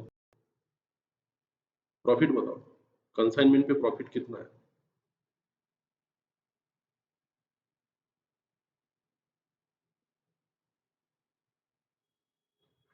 49,980. 149 980। 980. टोटल बता। 10,66,600. 1066 600। हेलो, क्या एक ही बच्चा है कि इस बैच में बाकी कहाँ गए? पवन का अकाउंट बैलेंस ले लो भाई इससे, बैंक से।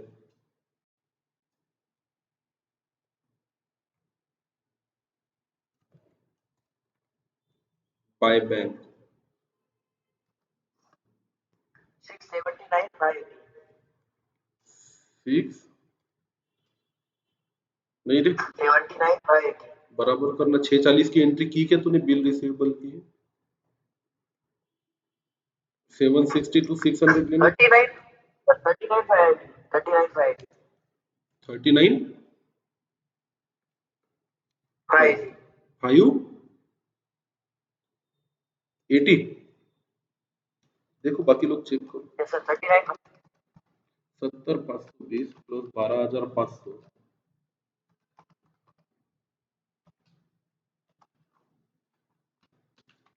70,520 Correct है सर. बराबर है ना? तुम लोगों की आवाज नहीं आती ना, इसलिए मेरे को करना पड़ता है।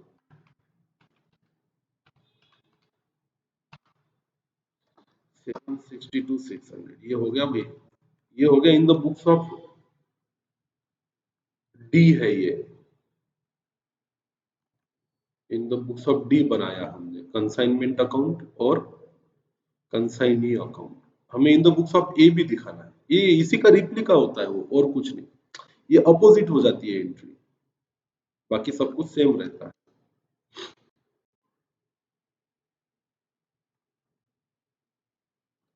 बना लो, बोला ही है तो। In the books of a consignor account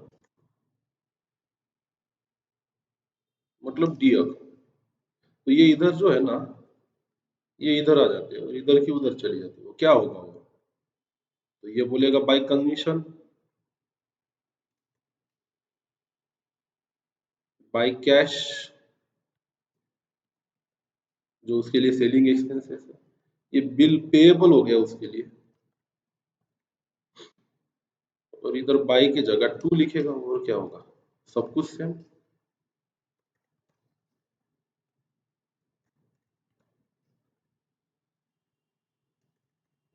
तो उसने अगर कैश में बेचा तो वो कैश लिखेगा, उधारी में बेचा तो उधार लिखेगा। उसने मान के चलते कैश में बेचा पूरा माल हमारा 762 का, तो जो हमारे लिए लेना है वो उसके लिए देना है। हो गया, दोनों का अकाउंट मैच हो गया। In the book of D A का अकाउंट मैच हो गया, in the book of A D का अकाउंट मैच हो गया। डी के पास कैश आया, कैश को डेबिट और हमारे अकाउंट को क्रेडिट किया उसने। उसने कमीशन कमाया तो हमारे अकाउंट को डेबिट, कमीशन को क्रेडिट। उसने सेलिंग एक्सपेंसेस किए तो हमारे अकाउंट को डेबिट और कैश को क्रेडिट किया। उसने बिल एक्सेप्ट किया तो हमको डेबिट और बिल पेएबल को क्रेडिट किया। बाकी पैसा उसने दे दिया हमको, हमारा भी हिसाब हो गया, उसका भी हिसाब हो गया। अभी ये है इनवॉइस प्राइस मेथड, जहां पर ऑलरेडी वैल्यू ज्यादा ही दिखाई जाती है माल की, उसमें भी हमारा लॉस होता है, तो उसको हम एडिशनल लोडिंग बोल सकते हैं। और एडिशनल लोडिंग और कुछ नहीं है, कंसाइनमेंट में ही डेबिट होता है और क्लोजिंग स्टॉक को क्रेडिट होता है। कंसाइनमेंट को डेबिट नहीं किया, एबनॉर्मल लॉस अकाउंट को डेबिट किया तो कुछ बिगड़ता नहीं है। फिर कंसाइनमेंट का प्रॉफिट बढ़ेगा और एबनॉर्मल का लॉस बढ़ेगा। ले देखिए आपके पीएनएल में इफेक्ट सेम ही जाएगा। पर ये सर हाँ बोल। सर डिफर्ड एप्रिसिएशन की एंट्री नहीं करेगी क्या? ये क्या है? ये जो 4800 की एंट्री मारी है, ये क्या चीज है? उसकी वैल्यू 50% कम ही तो की है। डेप्रिसिएशन मतलब क्या? उसकी कीमत घट जाना। स्टॉक को क्रेडिट किया ना, असेट को क्रेडिट किया और कंसाइनमेंट को डेबिट किया। अब और कौन सी एंट्री मारना बाकी है पता? फिक्स असेट थोड़ी है ये, जो डेप्रिसिएशन को डेबिट और फिक्स असेट को क्रेडिट बोलेंगे।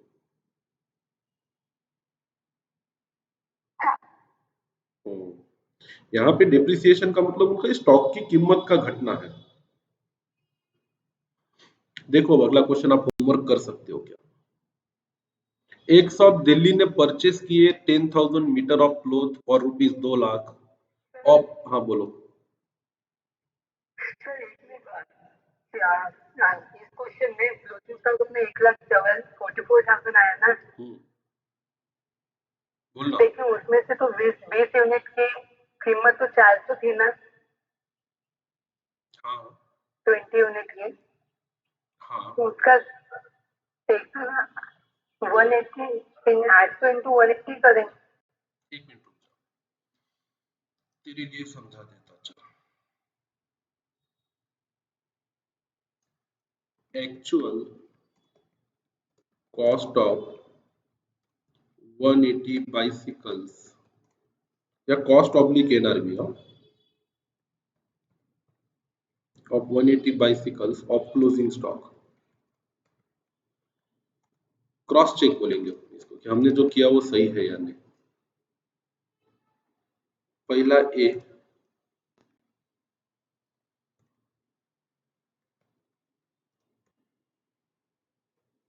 कॉस्ट ऑफ 160 गुड बाइसिकल्स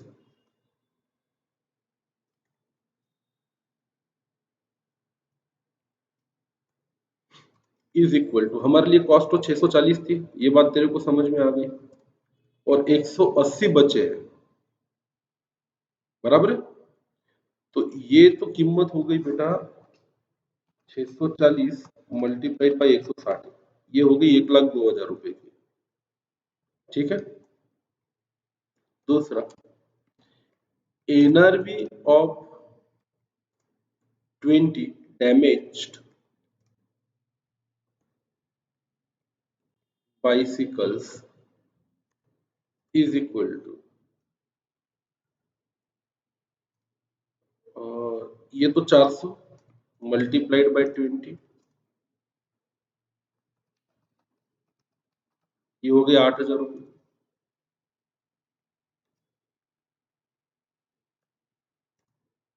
तो हमारे लिए ये टोटल कितने में दिखना चाहिए? Total cost oblique NRV to be shown in balance sheet, ये होगा 1,02,400 प्लस 8,000, मतलब 1,10,400। और जो हमने एंट्री की वो देख तो कैसे आई है, मैं ऊपर सिर्फ फॉर्मेट कर रहा हूँ। क्लोजिंग स्टॉक तो हम आए थे, मैं तो एक से देखते हैं। बैलेंस शीट में तो इनवॉइस प्राइस पे दिखा सकता क्या कि बैलेंस शीट पे कॉस्ट और एनआरवी रिकवरीज लेस पे दिखाना पड़ेगा? अपनी बैलेंस शीट बनाओगे ना तुम, in the books of D देख, closing stock at invoice price पहले दिखाएंगे अपन 1,44,000, उसमें से नॉर्मल लोडिंग माइनस करेंगे 28,800 और इसमें से एडिशनल लोडिंग माइनस करेंगे 4,800, तो 1,44,000 माइनस 28,800 माइनस 4,800, 1,10,400 पे दिखाया था। और यहाँ भी कितना आना चाहिए? 1,00,000। अब बता अनिकेत, आ जाओ, क्या दिक्कत है फिर से पूछो, तो मुझे एक्सप्लेन करना था। सर क्लोजिंग स्टॉक में कंसाइनी है ना, वो आईपी पे हाँ उसमें 180 यूनिट बचे हैं अभी। हाँ उसमें से 160 यूनिट की कीमत 800 है ना, 20 यूनिट की तो 400 है ना। हाँ, तो अपन ने क्या किया, पूरे 180 की यूनिट की कीमत 800 लगा दी, बराबर है। हाँ फिर उस पे हाँ लोडिंग, हमारा लोडिंग था जो नॉर्मल लोडिंग था, नॉर्मल लोडिंग कितना लेते हैं अपन? 160 रुपया लेते हैं ना, वो तो घटा दिया। हाँ अब 800 में से 160 गया तो पूरे के पूरे 180 साइकिल कितने पे दिख रही है? 640 पे। पर उसमें से भी 20 साइकिल ऐसी है जिसको 640 पे भी नहीं दिखाना, कितने पे दिखाना है? 320 में 240। नहीं नहीं नहीं नहीं, 400 पे दिखाना है। नहीं 400 पे क्यों? क्योंकि उन्होंने 50% बोल दिया। अब हमारे पास कीमत दो है, एक है कॉस्ट, एक है सेलिंग प्राइस। अब वो 50% लेना किसका? तो हमने एज्यूम किया कि हम उसके इनवॉइस प्राइस का 50% लेते हैं। ये एज्यूम वर्ड लिखा है ना, ये इसीलिए लिखा है ताकि भाई हमें वो जो 20 साइकिल है जो थोड़ी खराब हो गई है उसको हमें 400 पे दिखाना है। आज तेरे बैलेंस शीट में 800 में दिख रही थी, तूने घटा के उसको 160 कम कर दिए तो 640 पे लेके आया। उसको और कम करके 640 को भी कम करके कितने पे लाना है? 400 पे लाना है। तो उस पे और 240 रुपए कम करने पड़ेंगे, उसी को हमने नाम दिया एडिशनल लोडिंग। राज राज कौन है रे? Who is this Raj Raj who want to join?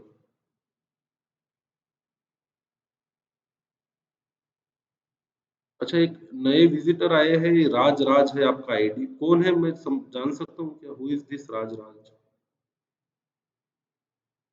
अपना माइक अनम्यूट करो, नाम बताओ अपना। राज राज कौन है?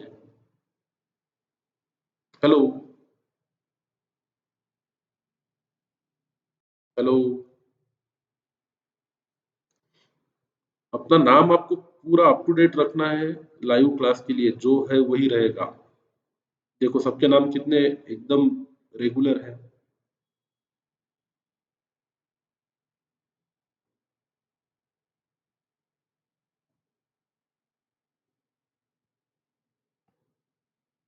अरे बाबा, मैं फिर से पूछ रहा हूँ, अभी अभी जो आए हैं मिस्टर राज राज, आप कौन हो?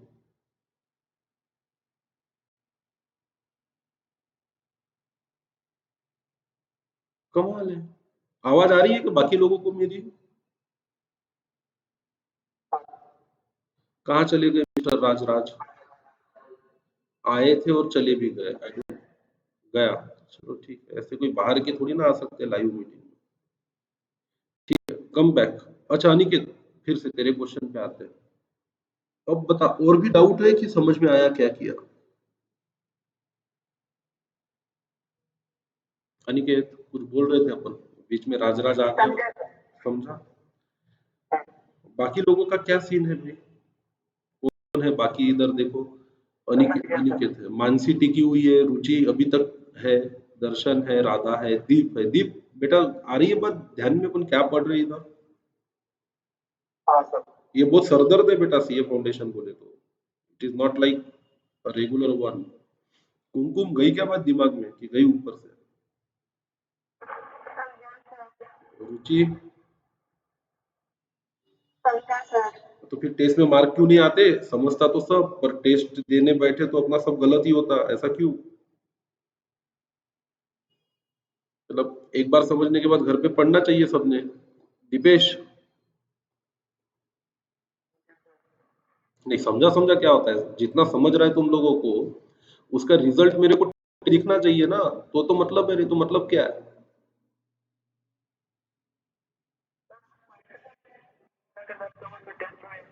हाँ तो ये कम घुमा फिरा के क्वेश्चन है कि इससे ज्यादा क्या घुमा फिरा के पूछेगा कोई? ये जो क्वेश्चन अपन ने आज एक दो क्वेश्चन किए, ये तो एकदम तो टाइप के क्वेश्चन थे, भारी भरकम क्वेश्चन। इससे ज्यादा क्या घुमाएगा कोई? घुमा ये तो आप 11 टोपों की सलामी देते हैं। नहीं, वो बराबर है। तो ये तुमको क्यों लगता है कि ये क्लास में जो क्वेश्चन हो रहे हैं ये बहुत आसान है? लो, अगर हाँ तुमको लगता है ना वैसा, तो क्वेश्चन नंबर 24, 25 और 26 होमवर्क मार्क करो। चलो देखते हैं फिर। 24, 25, 26 आज का होमवर्क है।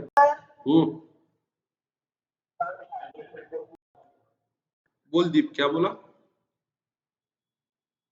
फ्राइडे के होमवर्क में डाउट है। कब? किसके होमवर्क हाँ में? सर, वो 31st वाला क्वेश्चन। Friday Friday. फ्राइडे के होमवर्क में डाउट, मतलब इसका सबसे लास्ट क्वेश्चन ना?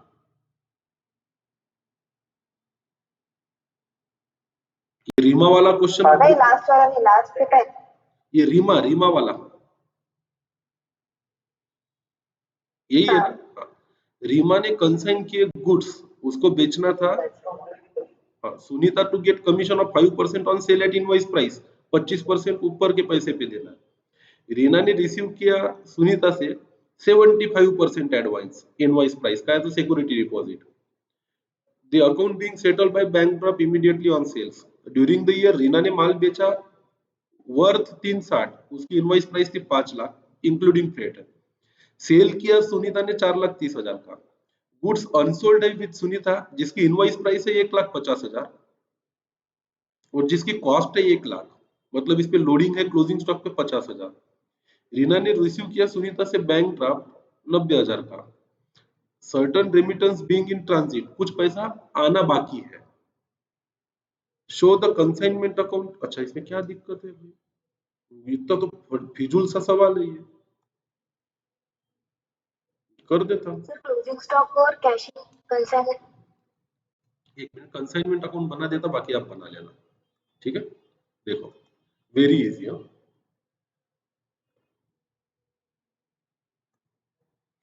ये रहा कंसाइनमेंट अकाउंट। एक मिनट शांति रखना। इन द बुक्स ऑफ कौन? रीना,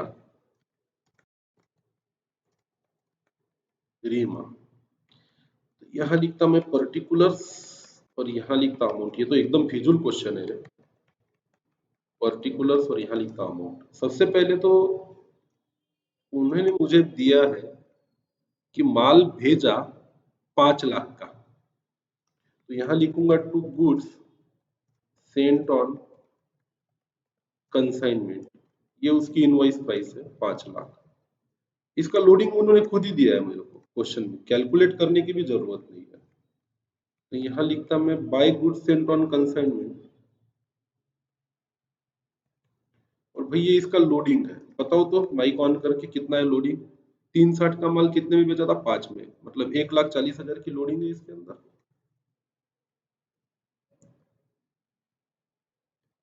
यहाँ तक क्लियर है? क्या बोला? राजराज वापस से ज्वाइन हुआ। अरे ऐसा कैसा राजराज आ सकता? भाई ये राजराज कौन है? Who is this Rajaraja? क्या आप अपना नाम बताओगे क्या?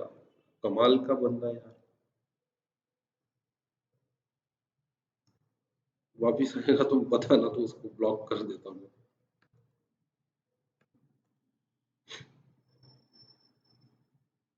ये हो गया, चलो राजराज को छोड़ो। आगे क्या है? सेल्स सुनीता ने किया 4,30,000 का, तो इसको बोलेंगे बाय कंसाइनी अकाउंट। तो ये है भाई सुनीता के द्वारा किया गया सेल्स, कितने का? 4,30,000 का। आगे क्या बोला? गुड्स अनसोल्ड है जिसकी इनवॉइस प्राइस है 1,50,000, तो यहाँ लिखेंगे by closing stock with consignee, और ये है उसकी इनवॉइस प्राइस पे कितना है? 1,50,000। उन्होंने खुद ही बोला है कि 1,50,000 का क्लोजिंग स्टॉक है, उसकी कॉस्ट है 1,00,000, तो इस पे लोडिंग कितनी है? 50,000 की। रिवर्स कर डालो यहाँ पे। लोडिंग 50 कैसे आएगी? क्यों? वहां की इतना तो क्लियर लिखा है, गुड्स अनसोल्ड ऑन 1,00,000 31/3/22 सुनीता, जिसकी इनवॉइस प्राइस है 1,50,000, जिसकी कॉस्ट है 1,00,000। अपने को क्या करना है? कैसे?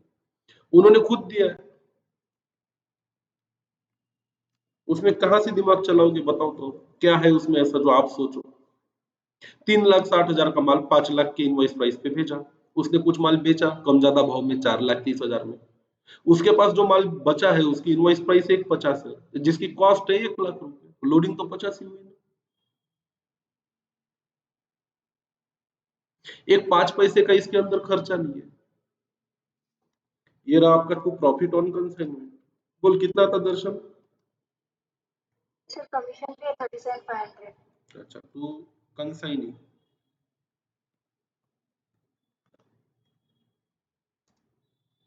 कमीशन बरोबर है क्या रे दर्शन? पटाख से करो ना रे, क्या है उसमें? 4,30 में बेचा उसने, बराबर है? तो 5% ऑन इनवॉइस प्राइस है plus 25% on surplus price reverse. यहाँ पे वर्किंग करनी पड़ेगी आपको कमीशन की, इतना आसान है नहीं। तो वर्किंग नोट नंबर 1, थोड़ा सिंपल मैथ है। कमीशन देखो मैं करके देता हूँ, एक डब्बा बनाने का मस्त छोटा सा,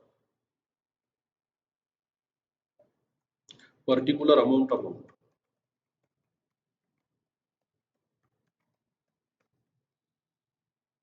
ये रुचि ध्यान दे, तेरे को कमीशन नहीं जमा ना रुचि? ये invoice price of goods Saint, कितना इनवॉइस प्राइस था गुड्स सेंट का? 5,00,000। Invoice price of closing stock, ये जो माल बच गया उसकी इनवॉइस प्राइस कितनी है? 1,50,000। तो हमें मिलेगा invoice price of goods sold, जो माल बिक गया उसकी इनवॉइस प्राइस कितनी थी? 3,50,000। अरे हाँ कि ना? Actual sales, actual sale value कितनी थी? 4,30,000। इसका मतलब क्या हुआ? सेल एट इनवॉइस प्राइस है 350, वैसे तो 3,50,000 की इनवॉइस प्राइस का माल था, सामने वाले ने बहुत ज्यादा कीमत पे बेचा, उसको बेचा 4,30 पे। Hence excess realisation over invoice price.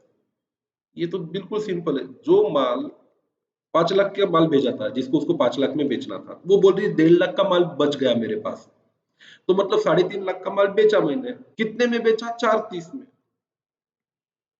तो ज्यादा कितना बेचा? जो माल उसको 3,50,000 में बेचना था उसको उसने ज्यादा कीमत पे बेचा, तो एक्सेस रियलाइजेशन और इनवॉइस प्राइस कितना है? 80,000। 80,000। तो रेगुलर कमीशन कितना होगा? 17,800। ये होगा 3,50,000 पे कितना परसेंट? बोलो ना। सर आईपीओ 3,60,000 है। गुड्स सोल्ड नहीं है बेटा। During the year Reena consign to Sunita 3,60,000 cost थी, जिसको हमने उसको बिल बना के भेजा 5,00,000 में बेच इसको। उसने बोला कि मैंने 4,30,000 रुपए का माल बेच दिया है और 1,50,000 इनवॉइस प्राइस का माल मेरे पास बचा है। तो मैंने बोला था मेरा जो माल है 5,00,000 में बेच। मेरा जो माल है कितने में बेच?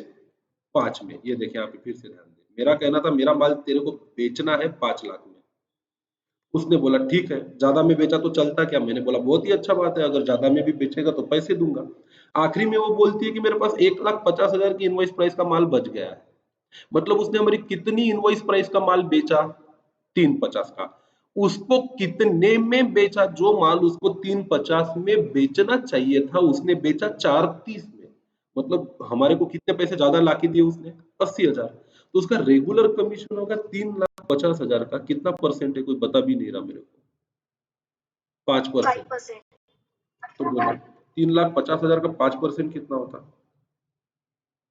70,500। ये तो इसको देना ही पड़ेगा। और एक्सेस कमीशन कितना देंगे बोलो? कितना माल? 350 का माल 430 में बेचा ना। 80,000। 80,000 का कितना परसेंट? 25। अच्छा कितना होता? 20,000। 20,000। तो बोलो, सॉरी 20,000। तो टोटल कमीशन कितना हुआ? 37,500। बहुत शानदार। रुचि कुमकुम किसने सवाल पूछा था अभी? रुचि थी कि कुमकुम थी? रुचि। हाँ, अब समझ में आया कि तेरे को? कि अभी भी नहीं हाँ आया? सर। नहीं आया, नहीं आया मेरे को नहीं समझा, मेरे को गारंटी है अभी भी डाउट है तेरे को। फिर से बता क्या किया आपने अपना दीप चमेड़िया, तेरे को समझा क्या? 500 में पूरी स्टॉक का थोड़ा कंफ्यूजन था, नहीं, कमीशन आएगा। ये कहाँ से पता चला अपने को कि उसका रेगुलर सेल 350 है और एक्सेस सेल 80,000 है? सर 5 लाख में से इनवॉइस प्राइस की क्लोजिंग स्टॉक 1,50,000 हाँ, थी, तो वो माइनस करे थे। तो उसने जो माल 350 में बेचना चाहिए था उसको कितने में बेचा? 430। हाँ, तो 350 पे उसको 5% कमीशन देंगे और हमारे लिए 80,000 एक्स्ट्रा कमाए उस पे कितना परसेंट कमीशन देंगे? 25। ये बात। अब भैया ये बात जिस भेजे में गई वो सिकंदर है।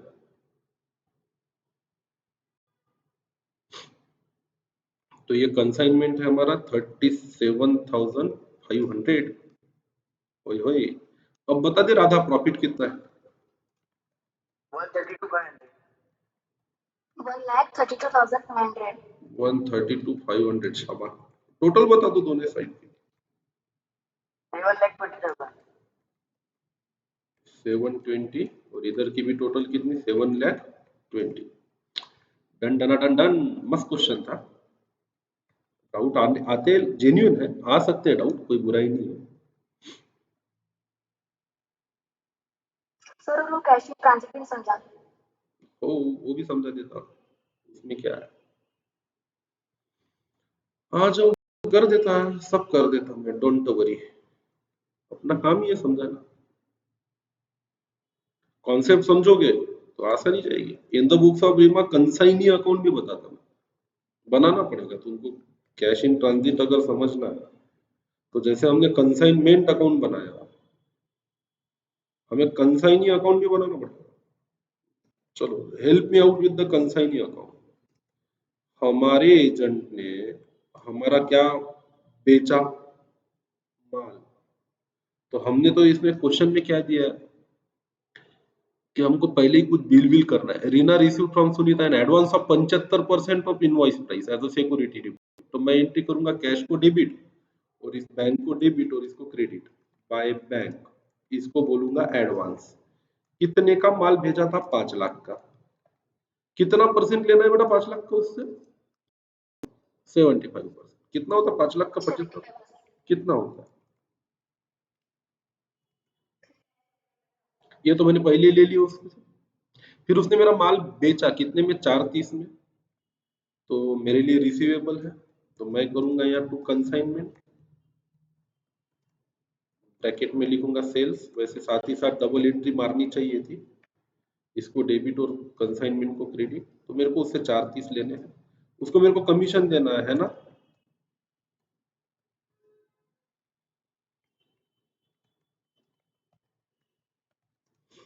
बाय कंसाइनमेंट कमीशन, कितना कमीशन बनता है उसका? 37,500। अच्छा चलो, ये तो उसका हिसाब किताब है मेरे से। अब मुझे बताओ, 430 उससे लेने थे मेरे को, 375 का एडवांस दिया था,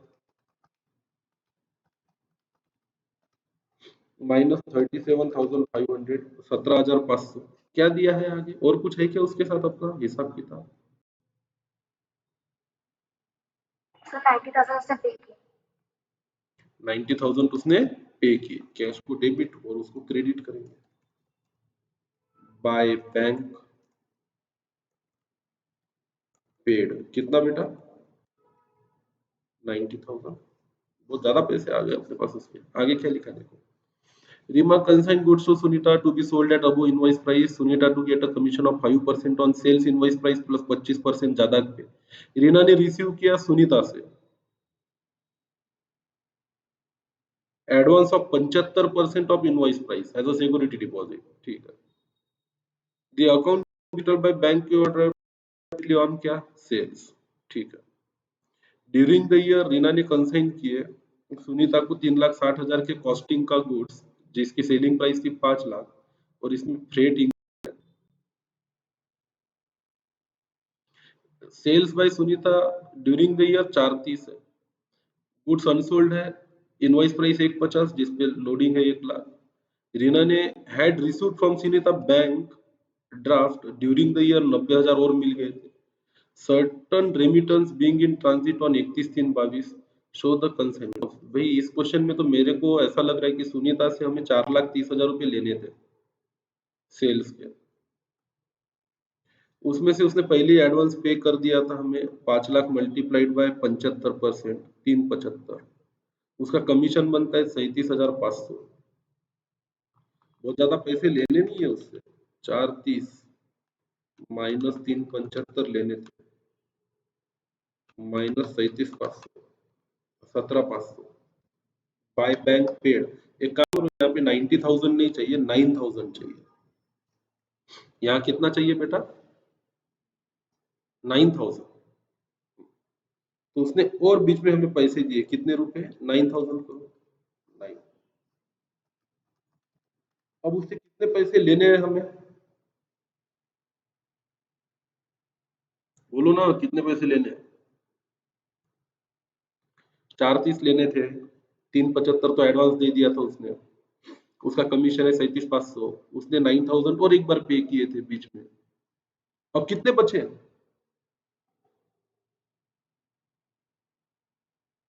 अरे गधो, कुछ जवाब दोगे कि नहीं? 8,500। 8,500। उसका कहना है कि मैंने भेज दिया आपको 8,500, पर हमारे हाथ में आए क्या? नहीं। पैसे अगर उससे आ जाते तो हम करते बैंक को डेबिट और रीमा को क्रेडिट। सॉरी, अपना क्या है नाम इसका, कंसाइनी का नाम क्या है? सुनीता। हम करते अगर आ जाते 8,500 तो हम करते बैंक को डेबिट और सुनीता को क्रेडिट। आए क्या पैसे उसके अभी तक हमारे हाथ में? नहीं। सुनीता ने बोला मैंने तो भेज दिया आपको, मेरे तरफ से निकल गया है पैसा, आपको मिला क्या? नहीं मिला। तो हम करेंगे कैश इन ट्रांजिट को डेबिट और सुनीता को क्रेडिट। तो यहां लिखेंगे बाय कैश इन ट्रांजिट और ये है हमारा बैलेंसिंग फिगर। तो मैं लिखाता हूं इसकी जर्नल एंट्री। सुन, इधर लिखो नोट, इसको बोलेंगे note number 2 on cash in transit. अभी होता क्या है सीख लो, ये बहुत क्वेश्चन में आ सकता है आपको, ऐसे कोई बहुत बड़ी और कठिन एडजस्टमेंट नहीं है। Note number 2 on cash in transit.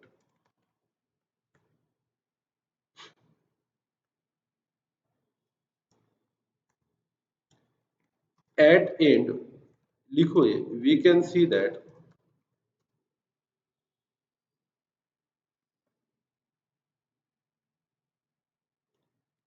Final balance receivable from Sunita is 4,30,000 का सेल किया था, -375 का उसने पहले ही एडवांस दिया था, -37,500 उसका कमीशन है, -9,000 वो बीच में दे चुकी थी इज इक्वल टू ₹8,500।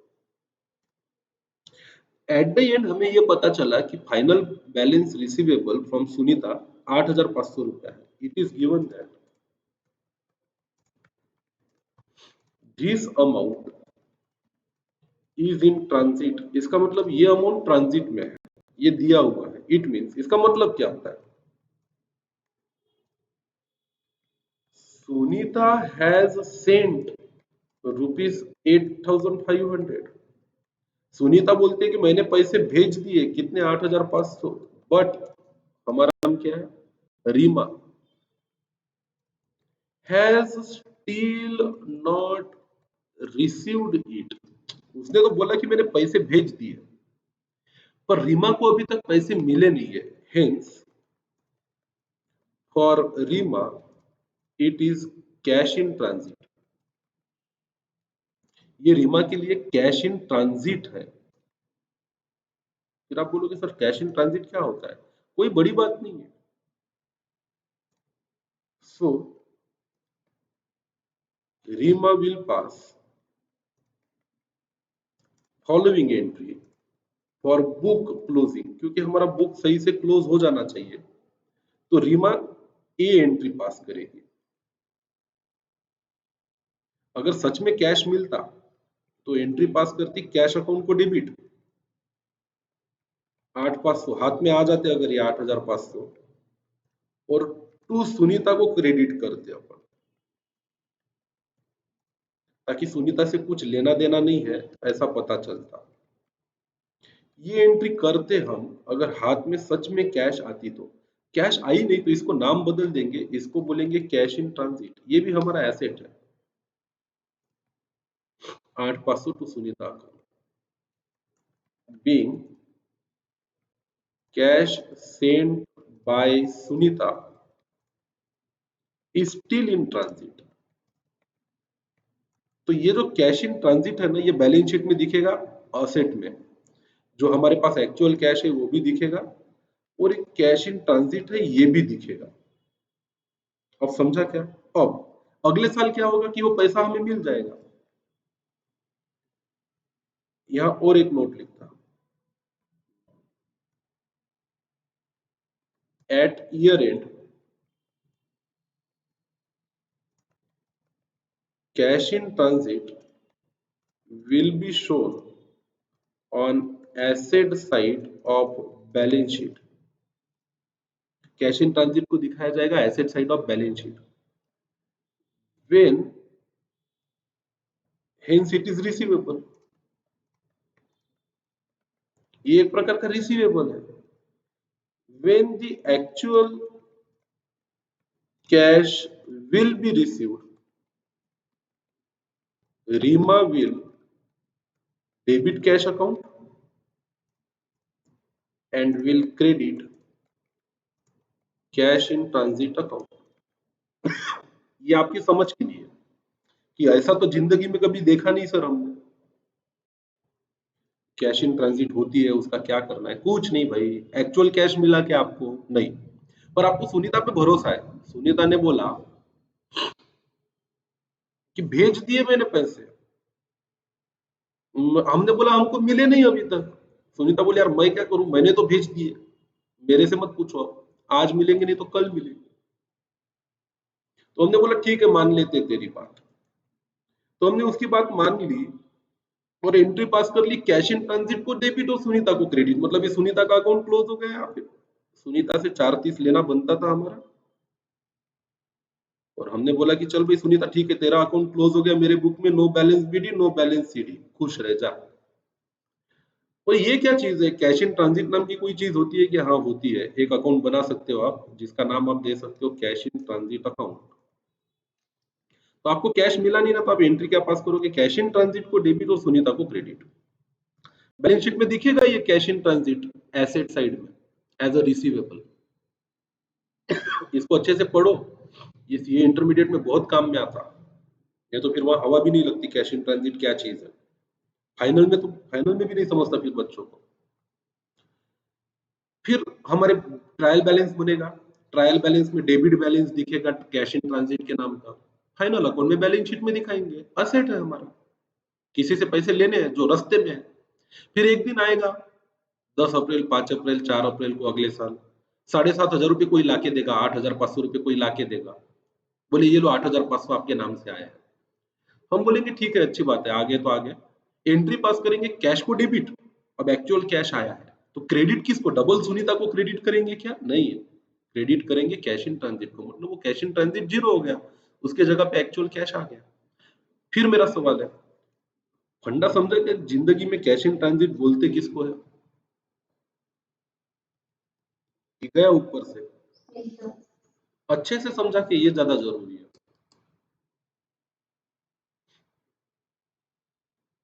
हेलो सबको, बहुत लोग हैं इधर से बात सवाल पूछ रहा हूँ, ये सबके भेजे में गई क्या बात? हाँ सर। समझा सर। समझा सर।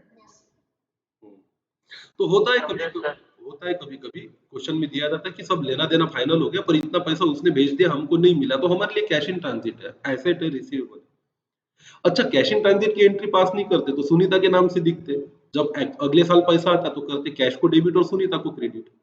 अब हमने पहले कैश इन ट्रांजिट को डेबिट और सुनीता को क्रेडिट करके सुनीता का बैलेंस तो जीरो कर डाला, कुछ नहीं बिगड़ता इससे। ऐसा चाहो तो आप दिखा सकते। और बोलो, लास्ट क्वेश्चन जम गया? एक दिल्ली वाला, इसको कल इसको कल चेक करेंगे। तो आज का होमवर्क क्या है आपका? ये अनसॉल्व क्वेश्चन, मतलब ये जो एक्सरसाइज के क्वेश्चन थे, ये आखिरी के 3 क्वेश्चन आपको आज करने थे, बराबर है ना? और करके दिखाओ। एक होता है नॉर्मल, एक होता है अबनॉर्मल लोडिंग। थोड़ा शांति रखो, दिमाग जगह पे रखो और क्वेश्चन सॉल्व करो, बिल्कुल दिक्कत नहीं जाएगी। और अभी इंपॉर्टेंट टॉपिक चालू होते हैं सीए फाउंडेशन के। अभी तक के जो चैप्टर थे वो तो ऐसे ही थे, मजाक मजाक गम्मत गम्मत में पढ़ लिए अपन ने, और आसान भी थे, अभी भी आसान है, बट थोड़े थोड़े क्रिटिकल पॉइंट तो आते रहेंगे भैया, सीए है।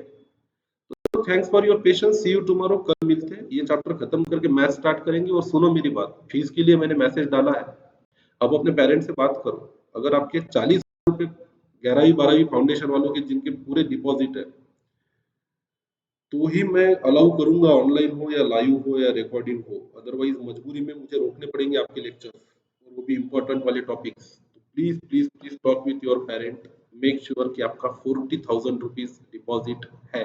जिन्होंने भर दिया उनको चिंता करने की जरूरत नहीं है। बेटा थोड़ा पैसों का मुझे भी काम है, तो मेक श्योर आप लोगों से फीस आती रहे। चलो ठीक है, सी यू टुमारो, बाय।